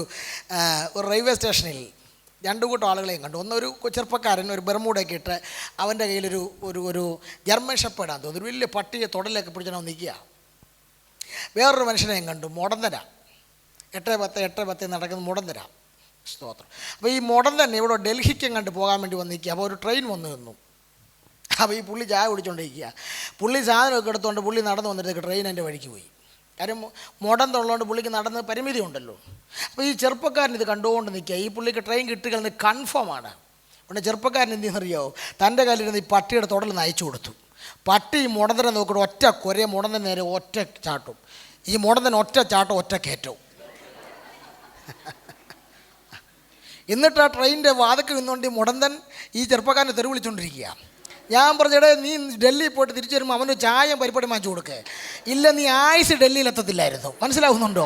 അത് ചിലതിനെയൊക്കെ നിനക്ക് നേരെ കെട്ടടിച്ചു വിടാൻ ദൈവം അനുവദിക്കുന്നത് നിന്നെ ലക്ഷ്യത്തിലെത്തിക്കാനാ. നിന്റെ സഭ ഇതിനകത്ത് നിൽക്കേണ്ടതല്ല, ഏതെങ്കിലും ഒരു ബൗണ്ടറിക്കകത്ത് ഒതുങ്ങേണ്ടതല്ല. ചില അസാധാരണ ലക്ഷ്യങ്ങളിൽ എത്തിക്കാൻ ദൈവം ചിലതിനെ അഴിച്ചു വിടുമ്പോൾ അതിൻ്റെ പുറകിലുള്ള ദൈവകരം മറന്നു പോകരുത്.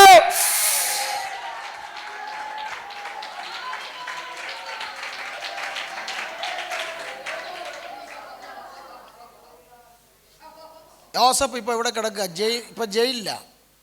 എവിടെ കിടക്കുക? അവിടെ ദൈവത്തിൻ്റെ ഇടപെടൽ ഉണ്ടായില്ലേ? ഉണ്ടായി. സാധാരണ ഈ പൊത്തിപ്പർ എന്ന് പറഞ്ഞ ആൾ ചെറിയ ഗവൺമെൻറ് ഉദ്യോഗസ്ഥനാണ്. അവൻ്റെ ഭാര്യയുമായിട്ട് പീഡിപ്പിക്കാൻ ശ്രമിച്ചെന്ന് പറഞ്ഞ് ഒരുത്തനെ കൊണ്ടിരുന്ന ജയിൽ എവിടെ ആയിരിക്കും? വല്ല പിടിച്ചുപറിക്കാരുടെ കൂടെയും അല്ലെങ്കിൽ കൊലപാതക കേസ് പ്രതിയായിരിക്കുന്നതിൻ്റെ കൂടെ. പക്ഷേ ഇവനെ കൊണ്ടിട്ടത് എവിടെയാണെന്നറിയോ? രാജകൊട്ടാരത്തിൽ ജോലി ചെയ്യുന്ന, കൊട്ടാരത്തിൽ എന്തെങ്കിലും തെറ്റ് കാണിച്ചാൽ ശിക്ഷിക്കുന്നവരുടെ കൂടെ കൊണ്ടിട്ടു. അതിൻ്റെ കാര്യം എന്ന് വെച്ചാൽ ദൈവം എന്നോട് പറഞ്ഞു, ഇവൻ കൊച്ചു പയ്യനല്ലേ, 30 വയസ്സൊക്കെ ആവുന്നേ ഉള്ളൂ. പെട്ടെന്ന് പ്രൈം മിനിസ്റ്ററായിട്ട് അവിടുത്തെ മന്ത്രിയായിട്ട് കയറി ഇരിക്കുമ്പം അത് വരത്തനായ ഒരുത്തം വന്ന് മന്ത്രിയായിട്ടിരിക്കുമ്പോൾ ഇഷ്ടപ്പെടും ആളുകൾക്ക്. അവനെ എപ്പോൾ തള്ളി താഴ്ട്ടെന്ന് ചോദിച്ചാൽ. അതുകൊണ്ട് ദൈവം പറഞ്ഞു, പ്രൈം മിനിസ്റ്റർ ആകുന്നതിന് മുമ്പ് ഈ കൊട്ടാരത്തെക്കുറിച്ചും കൊട്ടാരത്തിൻ്റെ ഭാഷയെക്കുറിച്ചും കൊട്ടാരത്തിൻ്റെ രീതികളെക്കുറിച്ചും ഒക്കെ ഒന്ന് പഠിക്കണമെങ്കിൽ നീ അതുമായി ബന്ധമുള്ളവരോട് കിടക്കണം. മനസ്സിലാകുന്നുണ്ടോ? സ്തോത്രം. ചിലതൊക്കെ നിന്നെ അഭ്യസിപ്പിക്കാൻ ദൈവം എത്തിക്കേണ്ട ഡെസ്റ്റിനേഷനിൽ എത്തിക്കുന്നതിന് മുമ്പ് അതുമായി കണക്ഷൻ ഉള്ളവരുമായി ദൈവം നിന്നെ കൂട്ടിച്ചേർക്കുമ്പോൾ ഓർത്തുകൊള്ളുക, നിന്റെ റെലം മാറാൻ പോകുകയാ, നിന്റെ മിനിസ്ട്രി മാറാൻ പോകുകയാ, നിന്റെ ലെവല് മാറാൻ പോകുകയാ, നീ ഒരു പ്രൊഫറ്റിക്കൽ ഓഫീസിലോട്ട് കയറാൻ പോകുകയാ. മനസ്സിലാകുന്നവർ ദൈവത്തിന് സ്തോത്രം ചെയ്ത് പറ. ചിലരുടെ തലത്തെ മാറ്റുന്ന ഒരു ദൈവിക ഇടപെടൽ. ഓ ശബന ഹദന ശബലഗടക ധുമൽമന സൈന്ദൽ.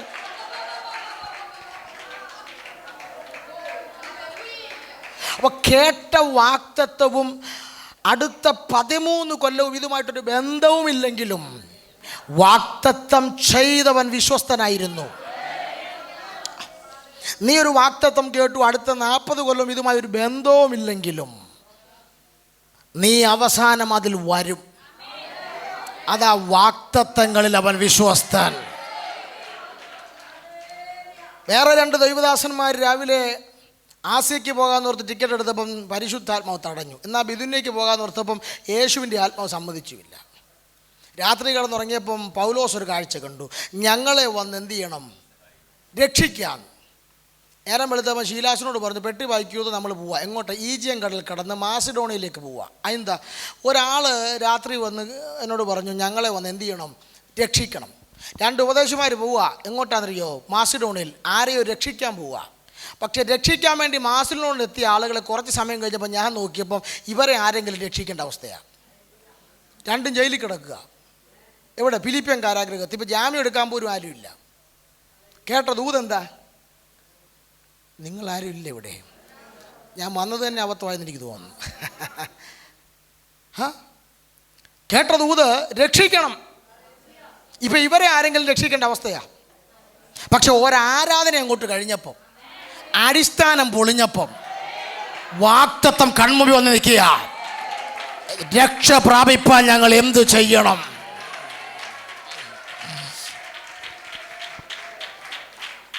ഞാൻ നിങ്ങളോട് സ്നേഹത്തിൽ പറയാം, കർത്താവായ യേശുക്രിസ്തു ശിഷ്യന്മാരോട് വരെ പറഞ്ഞു, നിങ്ങൾ പ്രാർത്ഥിക്കുമ്പോൾ സ്വർഗത്തിലെ പോലെ നിൻ്റെ ഇഷ്ടം, നിൻ്റെ ഹിതം ഭൂമിയിൽ വരാൻ എന്ത് ചെയ്യണം എന്ന് പറഞ്ഞാൽ എന്താ അതിൻ്റെ അർത്ഥം? ദൈവത്തിൻ്റെ ഹിതം ദൈവത്തിന് സ്വർഗത്തിൽ ചെയ്യാൻ വളരെ ഈസിയാണ്. പക്ഷെ ദൈവത്തിൻ്റെ ഹിതം, ദൈവത്തിൻ്റെ ഇഷ്ടം ഭൂമിയിൽ ചെയ്യാൻ അത്ര ഈസി അല്ല. സ്തോത്രം. അതിൻ്റെ കാരണം, ഇന്ന് ദൈവഹിതം തടയാൻ ഭൂമിയിൽ ആളുണ്ട്. യോഹന്നാൻ്റെ ലേഖനം പറയുന്നു, സർവ്വഭൂമിയും ഇന്ന് ദുഷ്ടൻ്റെ അധീനതയില്ല. അപ്പോൾ ദൈവത്തിൻ്റെ പദ്ധതികളെയും ഹിതത്തെയും ഒക്കെ തടയാൻ ഇന്ന് ഭൂമിയിൽ ഒരു ശക്തിയുണ്ട്. അതിൻ്റെ തെളിവാണ് എത്രയോ ദൂതുകൾ കേട്ടിട്ട് 4-ാം മാസം എന്ന് പറഞ്ഞിട്ട് അടുത്ത വർഷം 4-ാം മാസമായിട്ട് വല്ലതും നടക്കുന്നുണ്ടോ? സ്തോത്രം. ഡിലേ ആകുന്നതിൻ്റെ കാരണം തടയാൻ ഇവിടെ ഒരു ശക്തിയുള്ളത് കൊണ്ടാണ്. സ്തോത്രം. അതിൻ്റെ വലിയ തെളിവ് ഞാൻ പറയാം. സ്തോത്രം. യേശുക്രിസ്തു കഴിഞ്ഞാൽ അടുത്ത ചരിത്രം കണ്ട, ലോകം കണ്ട 2ാമത്തെ മിഷണറിയാണ് ധന്യനായ പൗലോസ്ലീഹ.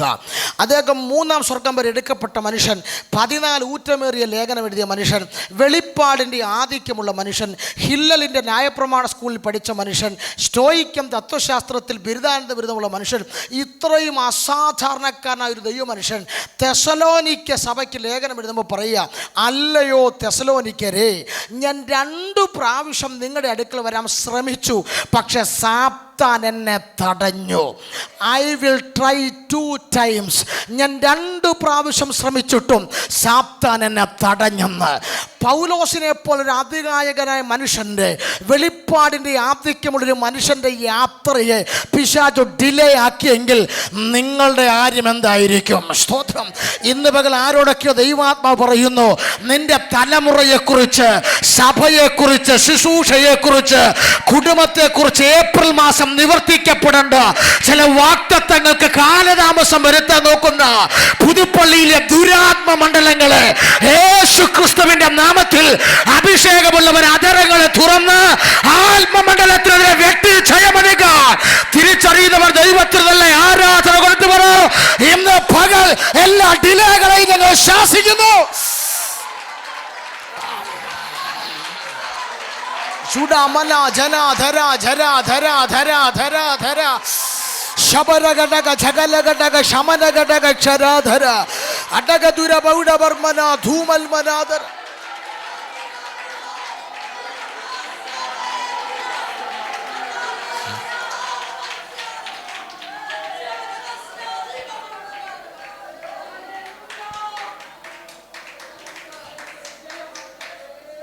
സ്തോത്രം. മൂന്നാമത്തെ പ്രാവശ്യം പൗലോസ് തെസ്സലോനിക്കയ്ക്ക് പോയി, സത്യം. പക്ഷെ 2 പ്രാവശ്യം തടഞ്ഞു. പൗലോസിനെ തടഞ്ഞെങ്കിൽ നിന്റെ തലമുറയുടെ യാത്ര ഡിലേ ആകാതിരിക്കുമോ? ഞാൻ പറയുന്നത് കളിയായിട്ട് തോന്നുന്നവർ അങ്ങനെ ഇരുന്നോ? പക്ഷെ ഇന്ന് ഒരു ആത്മീക യുദ്ധം ഇതിനകത്ത് നടക്കുക. പുതുപ്പള്ളിയിലെ ദുരാത്മാക്കളുമായി അധികാരം പ്രാപിച്ച ദൈവസഭ ഇന്ന് പകലൊരു ആത്മീക യുദ്ധത്തിനകത്ത് ഏർപ്പെടുകയാ. നിന്റെ വാഗ്ദത്തങ്ങളെ ഡിലേ ആക്കാൻ ശ്രമിക്കുന്ന, നിന്റെ സഭയ്ക്കകത്ത് വെളിപ്പെടേണ്ട പ്രവചന ദൂതുകളെ ഡിലേ ആക്കാൻ ശ്രമിക്കുന്ന ഇരുട്ടിന്റെ അധികാരങ്ങൾക്കെതിരെ ദൈവസഭ ആത്മാവ് യുദ്ധം ചെയ്യട്ടെ. സുഡമ ഹദര ജഗന ജഗൽഖമന ഹടഗമന അദുരബല ഘടക ശംദന ധൂമന വൈഡമന ജഗൽമന ശംഭ വൈഡമൽഖനം.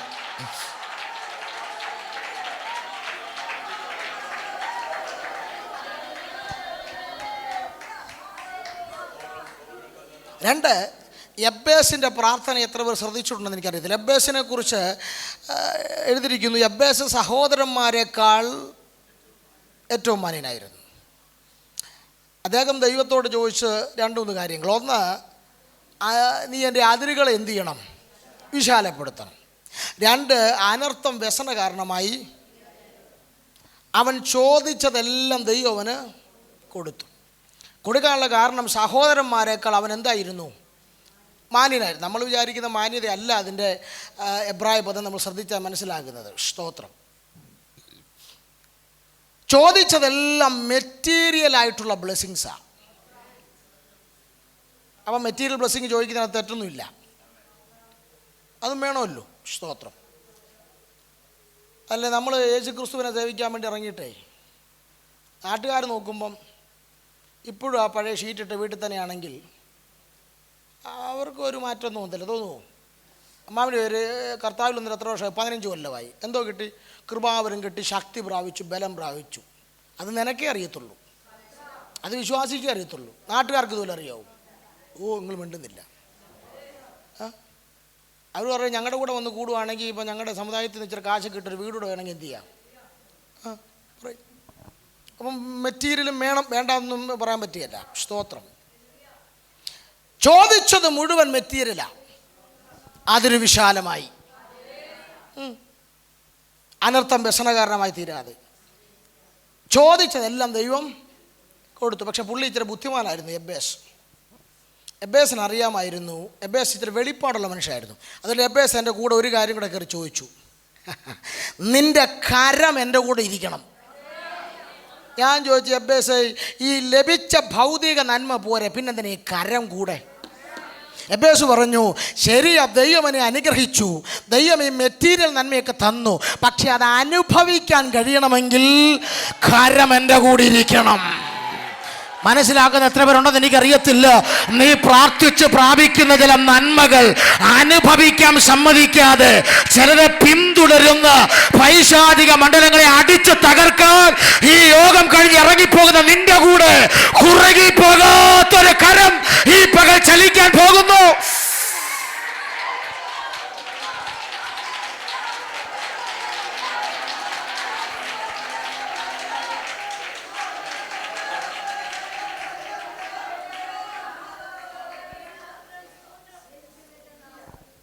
ഒരു ദിവസം 3, 4, 5 ആളുകളൊക്കെ എന്നെ വിദേശത്തുനിന്ന് വിളിക്കും, കാനഡ, അമേരിക്ക എന്നൊക്കെ സൂമിൽ പ്രാർത്ഥിക്കാനൊക്കെ. അതിൽ കഴിഞ്ഞ ദിവസം ഒരു സഹോദരൻ വിളിച്ചു കാനഡയിൽ നിന്ന്, എന്നെ വളരെ ചിന്തിപ്പിച്ചു. പുള്ളിയും കരച്ചിലോട് കരച്ചിലാണ്. ഞാൻ ചോദിച്ചു, ബ്രദർക്ക് കാനഡ തന്നെയാണോ? അതെ പാസ്റ്റർ. പുള്ളി ക്യാമറ ചെരിച്ച് വെച്ച് കാണിച്ചു മഞ്ഞ് കിടക്കുന്നത്. എന്നിട്ട് പുള്ളി കരയെന്ന് കണ്ടു കഴിഞ്ഞാൽ പട്ടിണി പാവങ്ങളേക്കാൾ കരക്ക്, പാസ്റ്റർ ആ കുവൈറ്റ് നിന്നാൽ മതിയായിരുന്നു, ഇങ്ങോട്ട് വന്ന് ഇവിടെ രോഗങ്ങളുടെ ബഹളമാണ്, രോഗം, ജോലി പ്രശ്നം, മറ്റേ പ്രശ്നം. കരഞ്ഞു. ഞാൻ വിചാരിച്ചു, അയ്യോ, ഞാൻ ഈ തലപ്പാടി ഇരിക്കുന്നത് ഞാൻ എത്ര ഭാഗ്യവാൻ. മനസ്സിലായില്ലേ? ചിലർ കേരളത്തിൽ നിന്ന് ദുബായി ചെന്നപ്പം ദുബായ് നല്ലതെന്ന് വിചാരിച്ചു, ദുബായിൽ നിന്ന് എങ്ങനെയും കയറി UK ചെന്നപ്പോൾ UK നല്ലതെന്ന് വിചാരിച്ച് ആ UK ചില പോരെ അമേരിക്കയിലിടും. പക്ഷേ ഇപ്പോൾ അവിടെ നിന്ന് കരച്ചില്ല. നാട്ടിലെ കൃപയുള്ള ദിവ്യാസിൻ്റെ എല്ലാം നമ്പർ കരയുക. ഞാൻ ചോദിച്ചു, ബ്രദറെ, നിന്നെപ്പോലെ തന്നെ കാനഡയിൽ നിന്ന് പലരും എന്നെ പ്രാർത്ഥിക്കാൻ വിളിക്കുന്നുണ്ട്, അവർക്കൊന്നും ഇല്ലല്ലോ പ്രശ്നം, നിനക്കെന്താ ഈ കുഴപ്പം? മനസ്സിലായില്ലേ? വാക്തത്വമുണ്ട്. എവിടെ എത്തിക്കാന്ന്? തലമുറയെ മഞ്ഞു പെയ്യുന്ന രാജ്യങ്ങൾ ഇപ്പോൾ ഈസിയാണ്. ദൈവം എത്തിച്ചല്ലോ കാനഡയിൽ, പക്ഷെ അനുഭവിക്കാൻ പറ്റുന്നില്ല. മനസ്സിലായില്ലേ? ചെറിയ കളിയല്ല, ഇന്ന് കേട്ട ദൈവം അഴിക്കും. നീ ഉപവസിച്ചതും പ്രാർത്ഥിച്ചതും ആരാധിച്ചും അനുസരിച്ചുള്ളൊരു നന്മ നിന്നെ വന്നിരുന്നെങ്കിൽ നീ അംബാനിയുടെ മുകളിൽ പോയേനെ.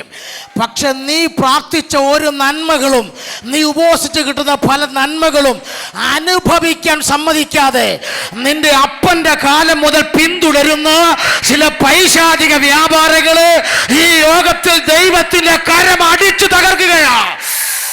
ആവശ്യക്കാരുണ്ടെങ്കിൽ ആത്മാവിജയമെടുത്തോ. ചിലതിനെ ഇന്ന് പകലിൽ ദൈവസഭ അനുഭവിക്കേണ്ട നന്മകളെ അനുഭവിക്കാൻ സമ്മതിക്കാത്ത എല്ലാ ദുരാത്മ മണ്ഡലങ്ങളെയും ഈ പകൽ ഞങ്ങൾ യേശുവിൻ നാമത്തിൽ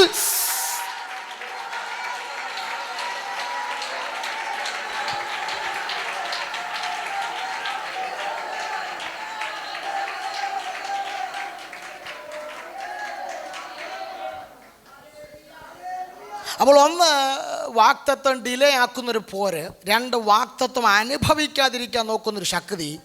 3ാമത്തെ കാര്യം കൂടെ പറഞ്ഞ് ആ സബ്ജക്റ്റിൽ നിന്ന് വിടാം. സ്തോത്രം.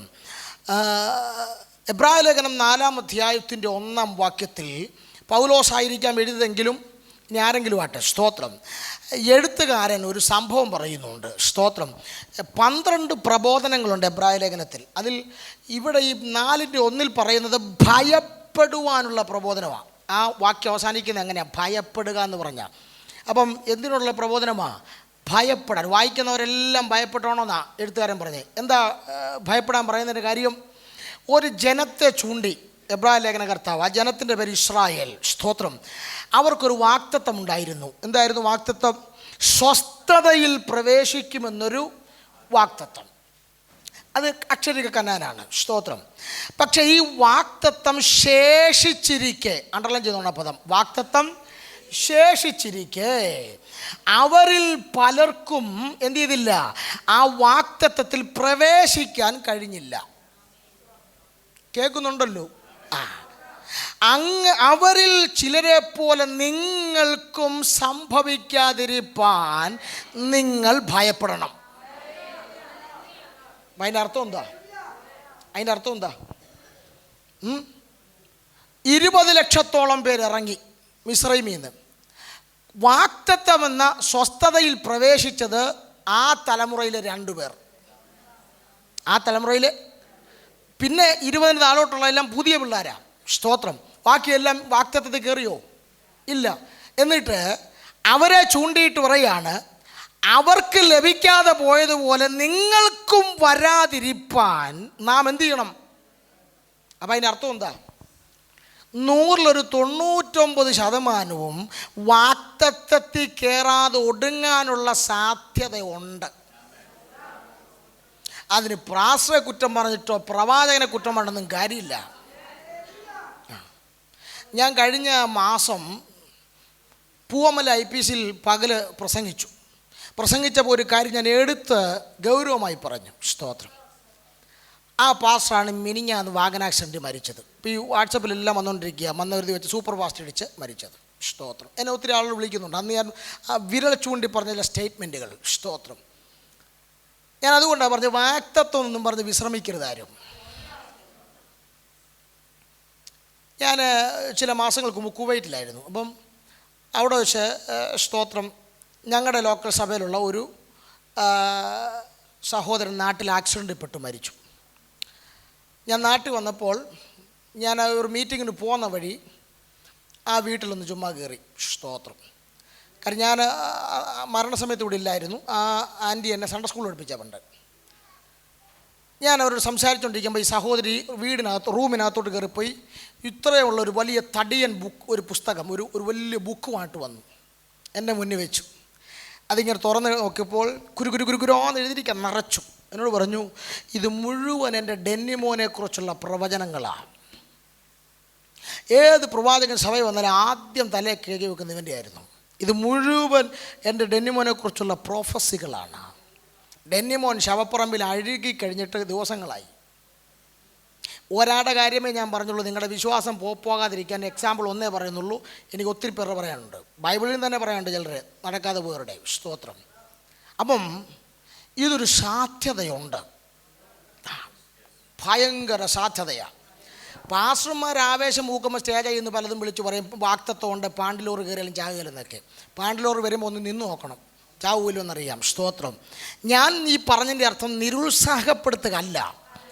നിങ്ങൾ ആവർത്തന പുസ്തകം 1-ാം അധ്യായം 3-ാം അധ്യായം കൂടെ കണക്ട് ചെയ്തൊന്ന് ഇപ്പോൾ ഇരുന്ന് വായിക്കണ്ട. ഞാൻ കുറേ വായിച്ചിട്ടേ ഈ പറയാൻ പോകുന്ന കാര്യം കണ്ടുപിടിച്ചേ. സ്തോത്രം. 1-3 അധ്യായത്തിൽ ദൈവം കൂടെ പറയുകയാണ്, ഞാൻ നിങ്ങൾക്ക് തരുമെന്ന് പറഞ്ഞ ദേശം.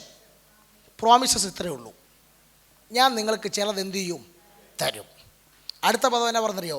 നിങ്ങൾ കൈവശമാക്കി പിടിച്ചടക്കണം. അത് ദൈവം ചെയ്യത്തില്ല, അത് നിന്റെ ജോലിയാ. യോഗത്തിൽ വന്നിട്ട് വായും തുറക്കട്ടില്ല, സ്തോത്രം പറയില്ല, കൈ ഒടിക്കാതിരിക്കുന്ന നീ വാക്തത്വ നിവർത്തി കയറുമോ? സ്തോത്രം. ഇന്ന് പകൽ ആരോടൊക്കെയോ ദൈവാത്മാവ് പറയുന്നു, ദൈവത്തിൻ്റെ വാക്തത്വ നിവർത്തിയുടെ സമയത്തിന് മുൻപ് അകാല മൃത്യു വരുത്തുവാൻ ചില വീടിൻ്റെ കട്ടളപ്പടി വാതിക്കൽ കയറി വരുന്ന ചില മരണശക്തികള് ഈ പകൽ യോഗത്തിൽ പരിശുദ്ധാത്മാവ് ശാസിക്കുന്നു. യേശു ക്രിസ്തുവിന്റെ അധികാരമുള്ള നാമത്തിൽ അഭിഷിക്തന്മാർ ആത്മാവിൽ ഇന്ന് പകൽ ആ വ്യാപാരത്തോടെ കീഴടങ്ങാൻ.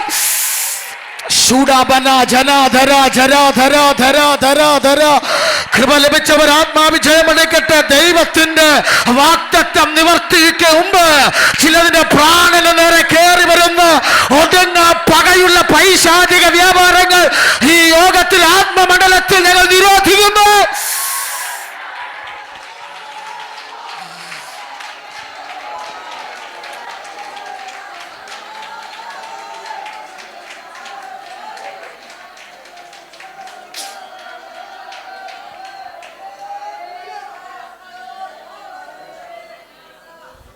വാക്തത്വമുള്ളവൻ പോരാടി പോരാടി പ്രാർത്ഥിക്കണം. അല്ലാതെ വാക്തത്വം ഉണ്ടെന്ന് പറഞ്ഞ് MRFന്റെ ടയർ പോലെ ചുരുണ്ട് കിടന്നുറങ്ങിയ കാര്യം നടക്കുകയില്ല. സ്തോത്രം. കർത്താവായ യേശു ക്രിസ്തു ഈ ഭൂമിയിൽ നിന്ന് പോകുന്നതിന് മുമ്പ് പറഞ്ഞത് പിതാവിൻ്റെ വാക്തത്വത്തിനായി കാത്തിരിക്കാനാണ്. ആരുടെ വാക്തത്വത്തിന്? മെറ്റീരിയൽ ബ്ലെസ്സിങ്ങിൻ്റെ വാക്തത്വവും പരിശുദ്ധാത്മാവെന്ന വാക്തത്വവും തമ്മിൽ വ്യത്യാസമുണ്ട്. പിതാവിൻ്റെ വാക്തത്വം ഏതാണെന്ന് 1-ാം അധ്യായത്തിൽ പറയുന്നില്ല.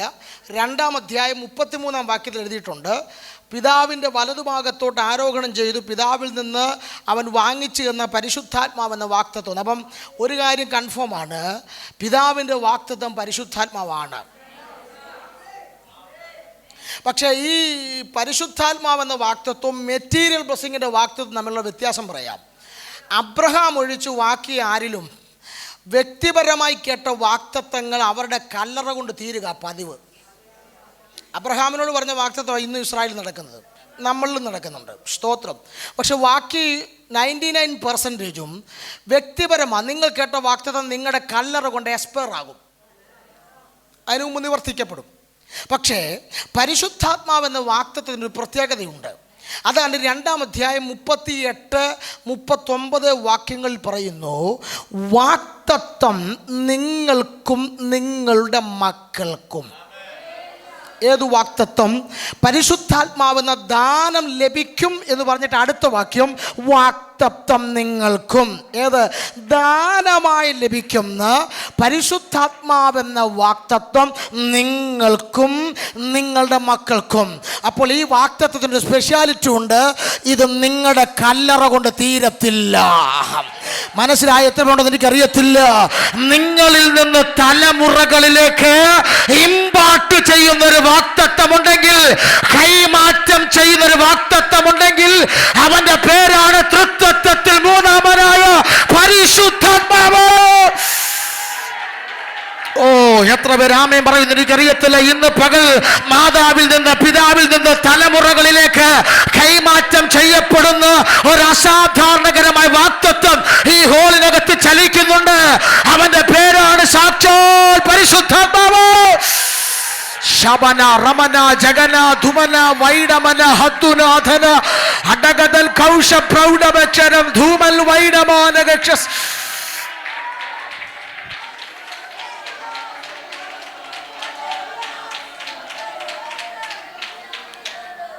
നിങ്ങളുടെ മക്കളെ നിങ്ങൾ ഡോക്ടറാക്കിയില്ലെങ്കിൽ കുഴപ്പമില്ല, ആക്കേണ്ടത് ഞാൻ പറഞ്ഞില്ല.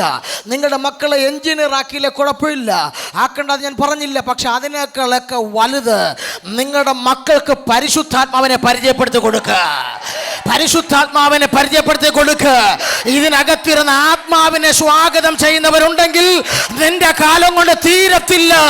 നിന്റെ ജനറേഷനുകളിലേക്ക് കൈമാറ്റം ചെയ്യപ്പെടുന്ന ഒരു അസാധാരണ വാഗ്ദത്തം ഈ ഹോളിനകത്ത് ഇപ്പോൾ ചലിച്ചുകൊണ്ടിരിക്കുന്നുണ്ട്.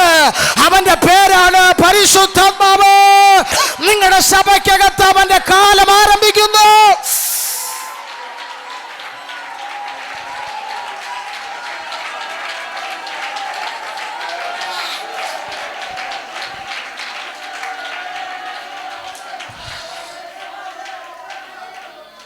നിങ്ങളുടെ സഭയിൽ ഭയങ്കര ഇമ്പാർട്ടേഷൻ നടക്കാൻ പോവുക. അങ്ങനെ പറയാൻ കർത്താവിനെ നിർബന്ധിക്കുന്നു. ഭയങ്കര ഇമ്പാർട്ടേഷൻ, പിടിച്ചു നിർത്താൻ കഴിയാത്ത ആത്മപകർച്ചയുടെ അടുത്ത ലെവലുകൾ ഓപ്പൺ ആകാൻ പോകുകയാ. അടുത്ത റലം ഓപ്പൺ ആകാൻ പോകുകയാ. ഇന്ന് പകൽ സ്വീകരിച്ചു തുടങ്ങുന്നവർ സ്വീകരിച്ചു തുടങ്ങിക്കോ. ഇവിടുന്ന് പോകുന്ന വീട്ടിൽ ചെന്നാലും നിനക്ക് പിടിച്ചു നിർത്താൻ കഴിയാത്ത അസാധാരണ പ്രസൻസ്, നിന്റെ ശരീരത്തിലെ രോമങ്ങളിൽ വരെ തിരിച്ചറിയാൻ കഴിയുന്ന അസാധാരണ പകർച്ച ഇതിനകത്ത് ആരംഭിക്കുകയാണ്. വിശ്വസിക്കുന്നവർ ഓപ്പൺ ചെയ്തു. നിന്റെ തലയ്ക്ക് മുകളിൽ വലിയ സ്വർഗം തുറക്കപ്പെടുന്നു. പരിശുദ്ധാത്മാവിന്റെ ഇംപാർട്ടേഷൻ.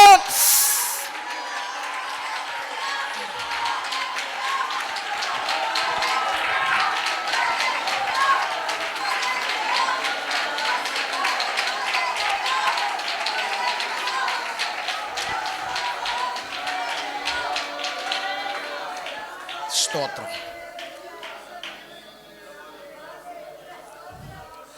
ഒഴിച്ചു പോട്ടെ. സ്തോത്രം. 2-ാം അധ്യായത്തിലേക്ക് വരാം. 2-ാം അധ്യായത്തിൽ 2 വിഷയങ്ങളാണ് പ്രധാന വിഷയം. ഒന്ന് ആത്മസ്നാനം.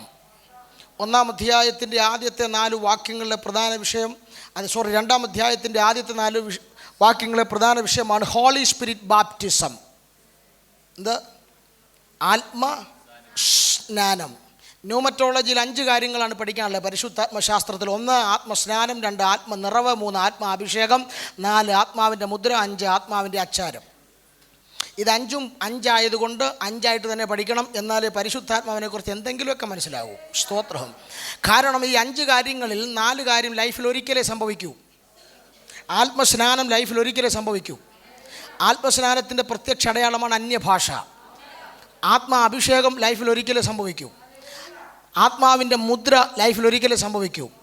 ആത്മാവിൻ്റെ അച്ചാർ ലൈഫിൽ ഒരിക്കലേ സംഭവിക്കൂ. പക്ഷേ എന്നും എപ്പോഴും അനുനിമിഷവും സംഭവിച്ചുകൊണ്ടിരിക്കുന്നതാണ് ആത്മാവിൻ്റെ നിറവ്. ഇന്നലത്തെ നിറവ് കൊണ്ട് ഇന്ന് നിനക്ക് പിശാചിനെ ജയിക്കാൻ പറ്റത്തില്ല. ഇന്നത്തെ നിറവ് കൊണ്ട് നാളെ പിശാചിനെ ജയിക്കാൻ പറ്റുകയില്ല. ഓരോ സെക്കൻഡുകൾക്കകത്തും ആത്മാവിനാൽ നിറയുന്നവർ ഇതിനകത്തുണ്ടെങ്കിൽ നീ അസാധാരണ ലെവലിലോട്ട് കയറാൻ പോകുകയാണ്. അസാധാരണ ലെവലുകളിലേക്ക് ഓരോ മിനിറ്റുകളിലും ആത്മാവിനാൽ നിയന്ത്രിക്കപ്പെടുന്ന ആത്മാവിൻ്റെ നിറവിലൂടെ ചലിക്കുന്ന സഭ.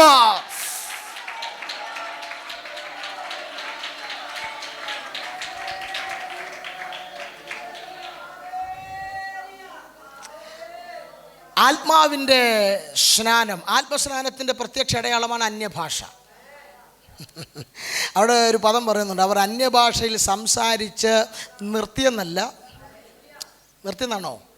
തുടങ്ങി. അന്യഭാഷയിൽ സംസാരിച്ച് തുടങ്ങിയവരെ കൊണ്ടാണ് 3000 എണ്ണത്തിൻ്റെ കെട്ടടിച്ചത്. അന്യഭാഷയിൽ സംസാരിച്ച് തുടങ്ങിയവരെ കൊണ്ടാണ് മുടന്തൻ എഴുന്നേൽപ്പിച്ചത്. അന്യഭാഷ സംസാരിച്ച് തുടങ്ങിയവരെ കൊണ്ടാണ് തബീതയെ ഉയർപ്പിച്ചത്. അന്യഭാഷയിൽ സംസാരിക്കുന്നവനെ കൊണ്ട് എന്തെങ്കിലും ചെയ്യാൻ പറ്റുമെങ്കിൽ കഴിയത്തുള്ളൂ. അതുകൊണ്ട് ഇന്ന് പകലിൽ സംസാരിച്ച് തുടങ്ങാൻ ഹൃദയത്തിന്റെ അന്തർഭാഗത്ത് കൊതിക്കുന്നവരുണ്ടെങ്കിൽ ഈ പകൽ പറഞ്ഞു തുടങ്ങട്ടെ. പറയാൻ കഴിയാത്തവർ അതിനായി വാഞ്ചിക്കട്ടെ. ചിലരുടെ മേൽ അന്യഭാഷകൾ കൈമാറാൻ പോകുകയാണ്. ശുഡബന ഹടഗദല ജഗദര ജഗൽമന ഗടഗക്ഷസി.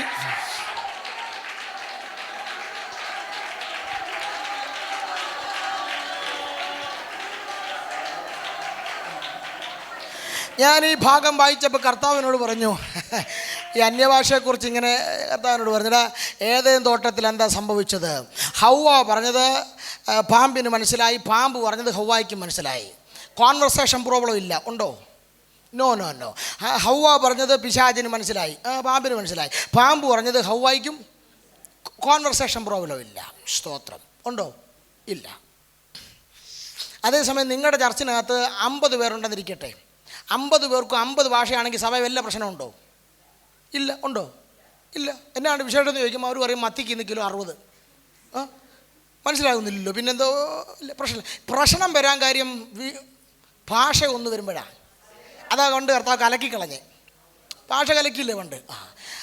അപ്പം ഈ ഏതനിൽ പ്രശ്നം വന്നതിൻ്റെ കാര്യം പാമ്പ് പറഞ്ഞത് ഹൗവയ്ക്കും പിടികിട്ടി, ഹൗവ പറഞ്ഞത് പാമ്പ്.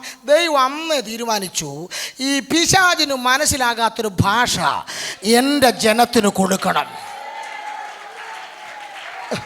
എത്ര പേർക്ക് മനസ്സിലാകുന്നുണ്ട്?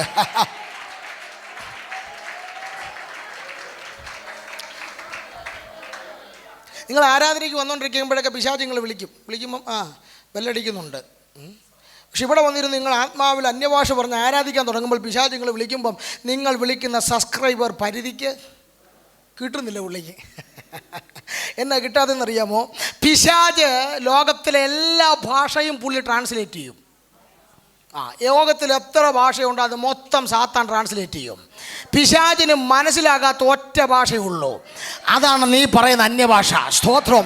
ഇന്ന് പകൽ വാ തുറന്ന് പറയാൻ പറ്റുന്നവർ പറഞ്ഞു. പുതുപ്പള്ളിയിലെ ഭൂതങ്ങൾക്ക് മനസ്സിലാകാത്ത, പുതുപ്പള്ളിയിലെ പൗരോഹിത്യ ശക്തികൾക്ക് മനസ്സിലാകാത്ത, അറബ് ശക്തികൾക്ക് മനസ്സിലാകാത്ത, ഹൈന്ദവ ശക്തികൾക്ക് മനസ്സിലാകാത്ത ഒരു ഭാഷയുണ്ടെങ്കിൽ അതാ നിന്റെ നാവിൽ തന്നിരിക്കുന്ന അന്യഭാഷ. അത് പറഞ്ഞു തുടങ്ങുന്നവരുണ്ടോ? അവരെ കൊണ്ട് ദൈവത്തിന് ചിലത് ചെയ്യേണ്ടത്.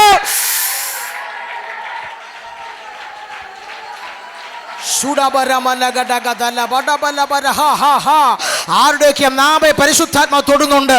യെശയ്യാവിന്റെ അതരത്തെ തീക്കൊടിൽ കൊണ്ട് തൊട്ടതുപോലെ ചില നാവുകളെ പരിശുദ്ധാത്മാവ് തൊടുകയാണ്. വാ തുറന്ന് പറ, വാ തുറന്ന്.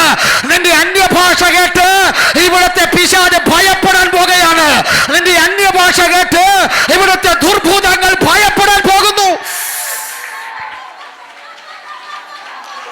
Horobolo korobo shabala batara bajaga chara baladara shabala badaga dara gadaga dara jaga dala gadaga daga chara bauda barthara thara jara dara shabala gadaga shamdana dhumal vaisha praudamal kara.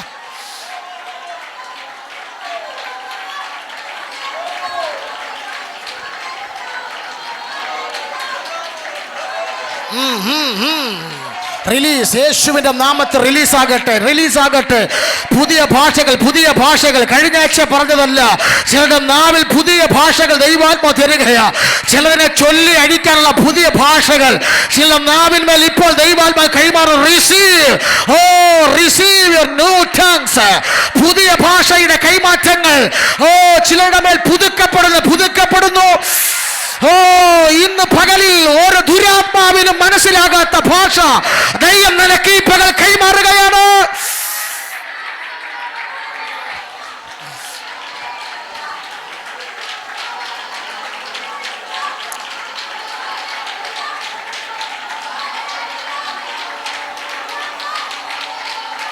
Shaba baba baba baba labatara batara jaradara jagalkhana vaishas.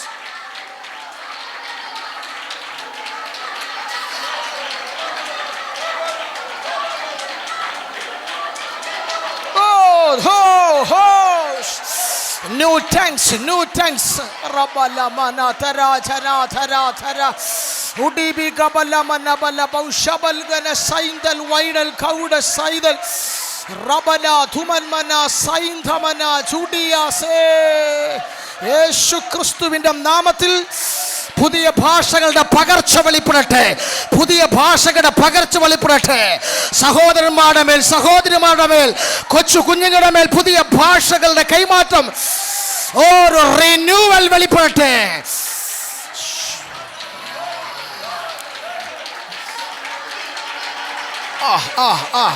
ദമന ജഗൽമന ശംദന ശബലബലബല ബൗഡബർധന ജഗൽമന ശംദന Dhumal വൈശസി ഉഡിബി സിയാ ധമന റംശസി വൈഡൽമന ധൂമൽ.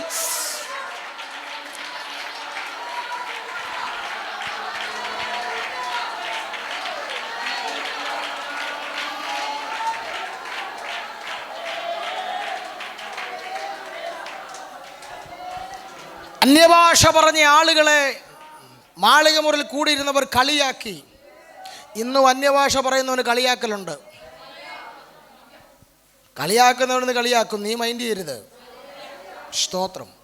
കളിയാക്കിയപ്പോൾ പത്രോസ് എഴുന്നേറ്റ് ഇന്ന് ഇവർ ലഹരി പിടിച്ച് വീഞ്ഞു കുടിച്ചു മത്തരായി എന്തൊക്കെയോ പറയാന്ന് പറഞ്ഞ് കളിയാക്കിയുടെ നടുവിൽ പീറ്റർ എഴുന്നേറ്റ് നിന്ന് യോവേൽ പ്രവചനമെടുത്ത്, അന്ത്യകാലത്ത് ഞാൻ സകല ജഡത്തിന്മേലും എൻ്റെ ആത്മാവിനെ പകരും എന്ന പ്രവചനത്തിൻ്റെ തുടക്കമാണിവിടെ എന്ന് പറഞ്ഞ് പത്രോസ് കളിയാക്കിയവൻ്റെ നടുവിൽ തിരുവെടുത്തുകൊണ്ട് അവരുടെ വായ അടപ്പിച്ചു.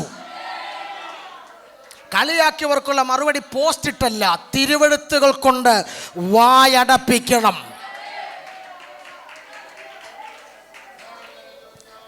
അതിനുശേഷം 22-ാം അധ്യായം 2-ാം അധ്യായം 22-ാം വാക്യത്തിൽ ഇസ്രായേൽ പുരുഷന്മാരെ എന്ന് പറഞ്ഞുകൊണ്ട് ആത്മസ്നാനത്തിന് ശേഷം സഭയ്ക്കകത്തെ പത്രോസിൻ്റെ 1-ാമത്തെ അരങ്ങേറ്റ പ്രസംഗം നടക്കുകയാണ്. ഇതിനു മുമ്പ് 1-ാം അധ്യായത്തിൽ താൻ പ്രസംഗിച്ചിട്ടുണ്ട്.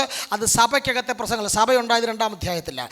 1-ാം അധ്യായത്തിൽ 120 പേർ സംഗമം എഴുതിയിരിക്കുന്നത്. അപ്പോൾ സംഘത്തിൻ്റെ നടുവിലായിരുന്നു 1-ാം അധ്യായത്തിലെ പ്രസംഗം.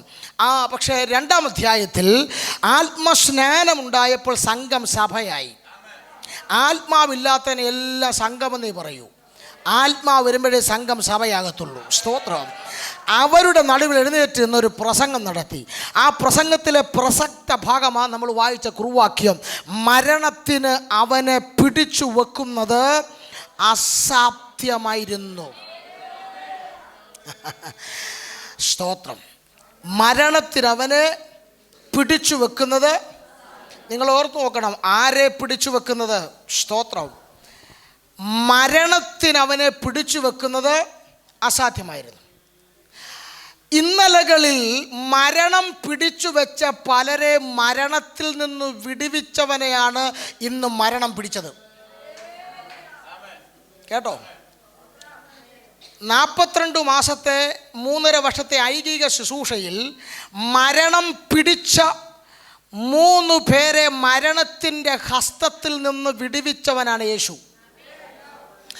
4 ദിവസം മരണം ലാസറിനെ പിടിച്ചു വെച്ചു.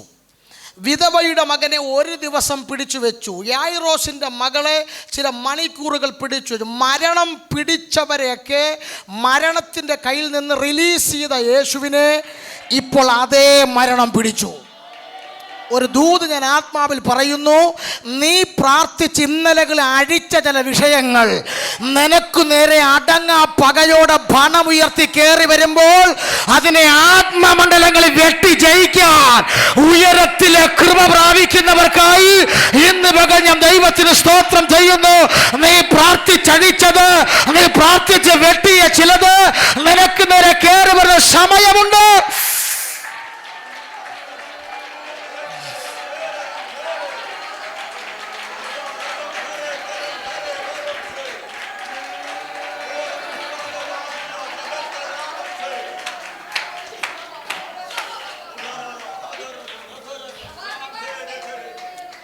ഒരു മതവും ഒരു ഗവൺമെൻറ്റും കൂടെ കരം കോർത്ത് പിടിച്ചപ്പോൾ ഒരു നീതിമാൻ കല്ലറയ്ക്കകത്തായി.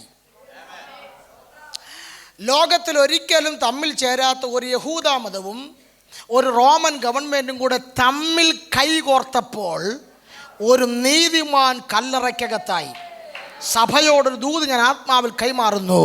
പ്രാർത്ഥിക്കുന്ന ആരാധിക്കുന്ന നിന്റെ കണ്ണു തിരുമി അടച്ച് കല്ലറയ്ക്കകത്തൊതുക്കാൻ കരം കോർത്ത് പിടിക്കുന്ന ഈ ദേശത്തിലെ 2 ജാതീയ ശക്തികളെ യേശു ക്രിസ്തുവിന്റെ നാമത്തിൽ ഈ പകൽ പരിശുദ്ധാത്മാവ് വെട്ടി പുറത്തു കളയുകയാണ്. തിരിച്ചറിയുന്നവർ ആത്മാവിൽ ജയമെടുത്തു. പ്രാർത്ഥിക്കുന്നവന്റെ ശബ്ദം നിലപ്പിച്ച് കണ്ണു തിരുമിയടയ്ക്കാൻ കരം കോർത്ത് പിടിക്കുന്ന 2 ജാതീയ വ്യാപാരങ്ങൾ യേശുവിൻ നാമത്തിൽ ബ്രേക്ക് ചെയ്യുന്നു.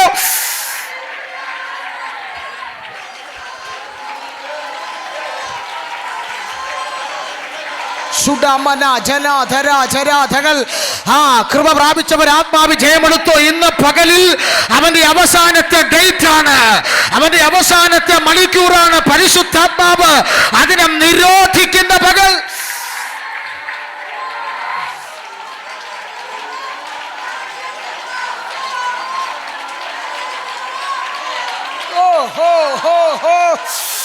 ശബന ഹദര ജഗല ഹഡഗ ബലഗ മനഗ ജഗദുരി.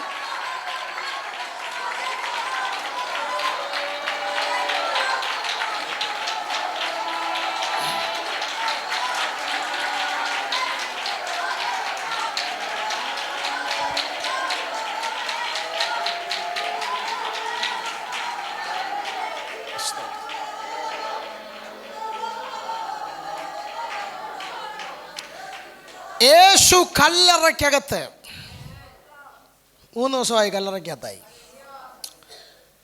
പിതാവിൻ്റെ വലതുഭാഗത്തിരുന്ന് പരിശുദ്ധാത്മാവ് ബെൽറ്റ് മുറുക്കാൻ തുടങ്ങി. 3-ാം ദിവസം പിതാവിൻ്റെ വലതുഭാഗത്തിരുന്ന് പരിശുദ്ധാത്മാവ് അരമുറുക്കുക. പിതാവ് ചോദിച്ചാണ്, എക്സ്ക്യൂസ് മീ, എങ്ങോട്ട് പോവാ? പരിശുദ്ധാത്മാവ് പറഞ്ഞു, ഭൂമിയിൽ പോകണം, പുത്രനെ ഉയർപ്പിക്കണം. പിതാവ് ചോദിച്ചാണ്, ഇത്ര വേഗം പോകണോ? പരിശുദ്ധാത്മാവിന് ഒറ്റ മറുപടി ഉള്ളൂ, 4 ദിവസമായാൽ നാറ്റം വെക്കും, അതിന് മുൻപ് എനിക്ക് ഉയർപ്പിക്കണം. നീ ചെയ്യുന്നത് കാണാനും നാറുന്നത് കാണാനും നിന്റെ വീട്ടിൽ നിന്ന് ദുർഗന്ധം കാണാൻ കാത്തിരിക്കുന്ന ഒത്തിരി കണ്ണുകളുടെ നടുവിൽ പരിശുദ്ധാത്മാവിൻ്റെ പ്രത്യേകത, നീ നാറുന്നതിന് മുൻപ്, നീ ചെയ്യുന്നതിന് മുൻപ്, നിനക്ക് ദുർഗന്ധം വരുന്നതിന് മുൻപ് നിന്നെ ഉയർപ്പിച്ചെടുക്കുന്ന പരിശുദ്ധാത്മാവിൻ്റെ ചലനം ഇന്ന് പകൽ ഇതിനകത്ത് സംഭവിക്കുന്നു.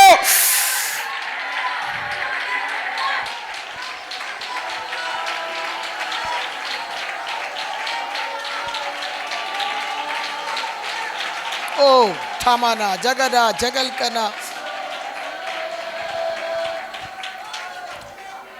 ചരിത്രം ഇന്നുവരെ കാണാത്ത ആദ്യത്തെ ഉയർപ്പ് നടത്താൻ പിതാവിൻ്റെ വലതുഭാഗത്തിരുന്ന് പരിശുദ്ധാത്മാവ് ബെൽറ്റ് മുറുക്കുക. ചരിത്രം ഇന്നുവരെ കാണാത്ത 1ാമത്തെ ഉയർപ്പ് നടത്താൻ പിതാവിൻ്റെ വലതുഭാഗത്തിരുന്ന് പരിശുദ്ധാത്മാവ് അരമുറുക്കുക. പാസ്റ്റർ ദൈവാത്മാവിനോട് ശക്തമായി പറയുന്നു, നിന്റെ സഭയുടെ ചരിത്രത്തിൽ ഇന്നുവരെ കാണാത്ത ചില അത്ഭുതങ്ങൾ ചെയ്തെടുക്കാൻ, ചില രോഗസൗഖ്യങ്ങൾ ചെയ്തെടുക്കാൻ, ചില ഉയർപ്പുകൾ നടത്താൻ പരിശുദ്ധാത്മാവ് ബെൽറ്റ് മുറുക്കുന്ന കാഴ്ച, പരിശുദ്ധാത്മാവ് അരമുറുക്കുന്ന കാഴ്ച ഞാൻ ആത്മാവിൽ ഇന്ന് പകൽ കാണുന്നു. തിരിച്ചറിയുന്നുണ്ടെങ്കിൽ ഈ ദൂത് ചാടി പിടിച്ചോ. ഈ പകലിൽ ആത്മാവ് അരമുറുക്കി തുടങ്ങുന്നു. എന്തോ തലച്ചോറിന് വിശ്വസിക്കാൻ കഴിയാത്ത, അത് ബുദ്ധികൾക്ക് വിശ്വസിക്കാൻ കഴിയാത്ത അസാധാരണകരമായ ചലനം ചെയ്യാൻ പരിശുദ്ധാത്മാവ് അരമുറുക്കുന്നു.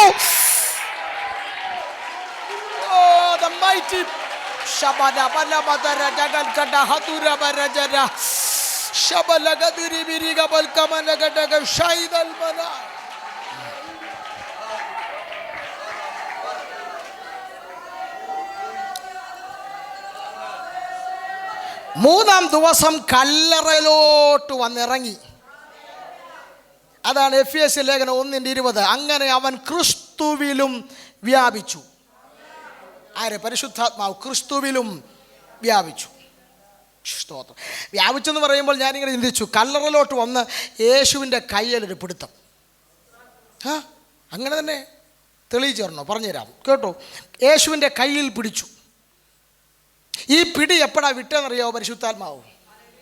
അതും എഫെസ്യ ലേഖനത്തിൽ എഴുതിയിരിക്കുക, വാഴ്ചകൾക്കും അധികാരങ്ങൾക്കും വരുവാനുള്ളതിനും ഇപ്പോഴുള്ളതിനും സകലത്തിനും മീതെ അവനെ കൊണ്ട് ഇരുത്തിയിട്ട് ഇരുത്തണമെങ്കിൽ പിടിക്കണ്ടേ? കൊണ്ട് ഇരുത്തിയിട്ട് ആത്മാവ് പിടിവിട്ടു. സാധാരണ വിഷയമാണോ? ജോബി പാസ് അവിടെ ഇരിക്കുക, ഞാൻ വന്ന് കയ്യിൽ പിടിച്ചുകൊണ്ട് പോയി ഇരുത്തന്റെ കസേര കൊണ്ട് ഇരുത്തിയിട്ട് പിടിവിട്ടു. മനസ്സിലായില്ലേ? ഇതിന്റെ ഇടയ്ക്ക് സ്വർലോകത്തിലെ ദുഷ്ടാത്മസേനകൾ നിന്നു, പിശാചിന്റെ ദൂതന്മാർ നിന്ന് വല്ല വിധേനം ഉയർപ്പിനെ തടയാമെന്ന് നോക്കി. പക്ഷെ കയ്യിൽ പിടിച്ചവൻ സാധാരണക്കാരനല്ല. എത്ര പേർ കാമം പറയാൻ? കയ്യിൽ പിടിച്ചവൻ സാധാരണക്കാരനല്ല.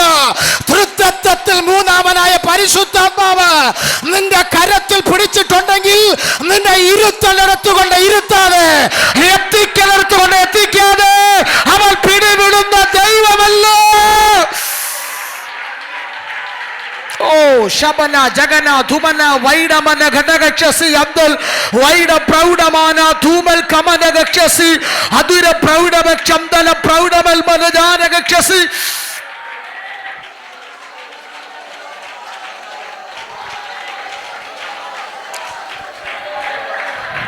ആരാ നിന്റെ തലമുറയുടെ ഭാവിയെ തടയുന്നത്? ആരാ നിന്റെ സഭയുടെ വളർച്ചയെ തടയുന്നത്? ഏതെല്ലാം മന്ത്രവാദികൾ ഒരുമിച്ച് ചൊല്ലിക്കെട്ടിയാലും നിന്റെ കരത്തെ പിടിച്ചത് പരിശുദ്ധാത്മാവാണെങ്കിൽ അവൻ ഇരുത്തനെടുത്തുകൊണ്ട് ഇരുത്താതെ, എത്തിക്കനെടുത്തുകൊണ്ട് എത്തിക്കാതെ അവൻ പിടിവിടുന്ന ദൈവമല്ലെന്ന് പരിശുദ്ധാത്മാവ് ഇടപെടുന്നു. ഓ എനിക്കറിയത്തില്ല, ഹോളിനെ പ്രസംഗിച്ചുകൊണ്ടിരിക്കുമ്പോൾ ദൈവാത്മാവ് പറയുന്നു, 8 പേരുടെ കരത്തെ പരിശുദ്ധാത്മാവ് പിടിക്കുന്നു. 8 പേരുടെ കരത്തെ പരിശുദ്ധാത്മാവ് പിടിക്കുന്നു. ഓ ഇന്ന് പകലിൽ ചില മന്ത്രവാദങ്ങളെ അതിജീവിച്ച്, ആ വിചാരങ്ങളെ അതിജീവിച്ച് നിന്നെ ഇരുത്തലെടുത്തുകൊണ്ട് ഇരുത്താൻ, നിന്നെ എത്തിക്കലെടുത്തുകൊണ്ട് എത്തിക്കാൻ ചിലരുടെ കരത്തെ ബലമുള്ള പരിശുദ്ധാത്മാവ് പിടിക്കുന്നു. right now ചിലരുടെ കരത്തെ പരിശുദ്ധാത്മാവ് പിടിക്കുന്നു.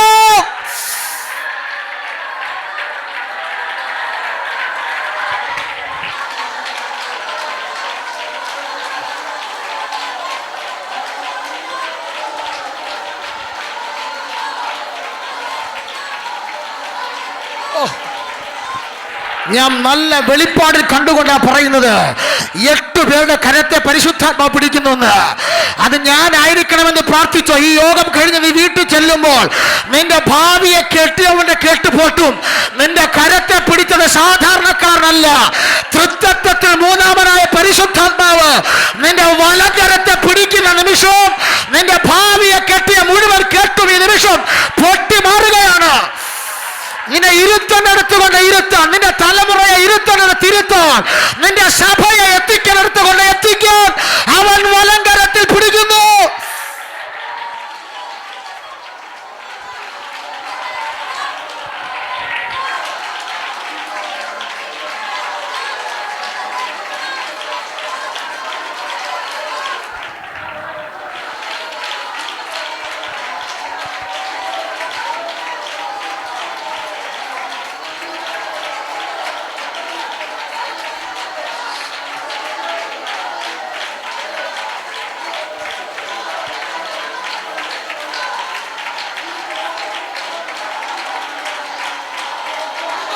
Mighty power.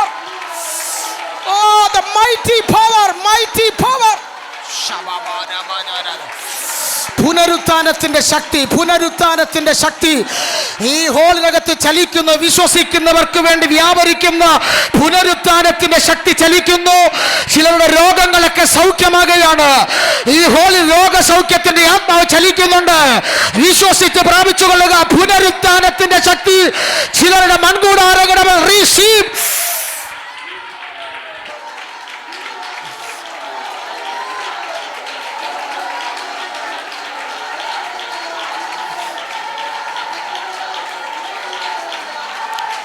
Shabala hadaga dagala gadaga chubala bauda varthara kshara thuram ho ram shamsi amdal mana thuna thara chana thara.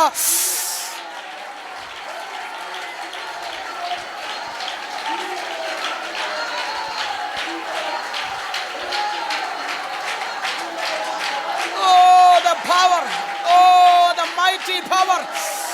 Shabal mana verbala hadura garaga shamdal prouda vartana vaida vartana ദുർമനം പ്രൗഢമർദ്ധനം ചുവൽമനം പൗഢമക്ഷരം ധിവൽമനം പൊടച്ചത്തി ആട്ടകർക്കവത്തുനിച്ച് കട്ടികൾ മജാത ധൂപ ധൂപ ധീപ ധീപ ധീപ റൂടകച്ച പൗഢമർമ്മനാദകച്ച ധൂപ ചൂട ധീര ധീര ധീര ധീര ധീര ധീര ഓരമന്ത കർമ്മനാഗ രഞ്ജഘട്ട കൗഡവൽമനാദകച്ച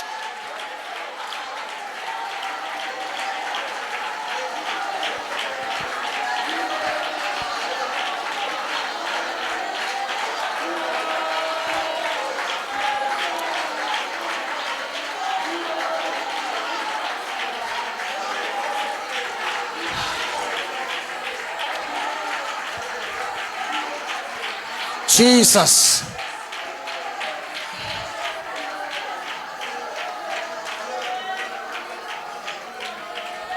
മരണം ഒരു സാധാരണ വിഷയമല്ല.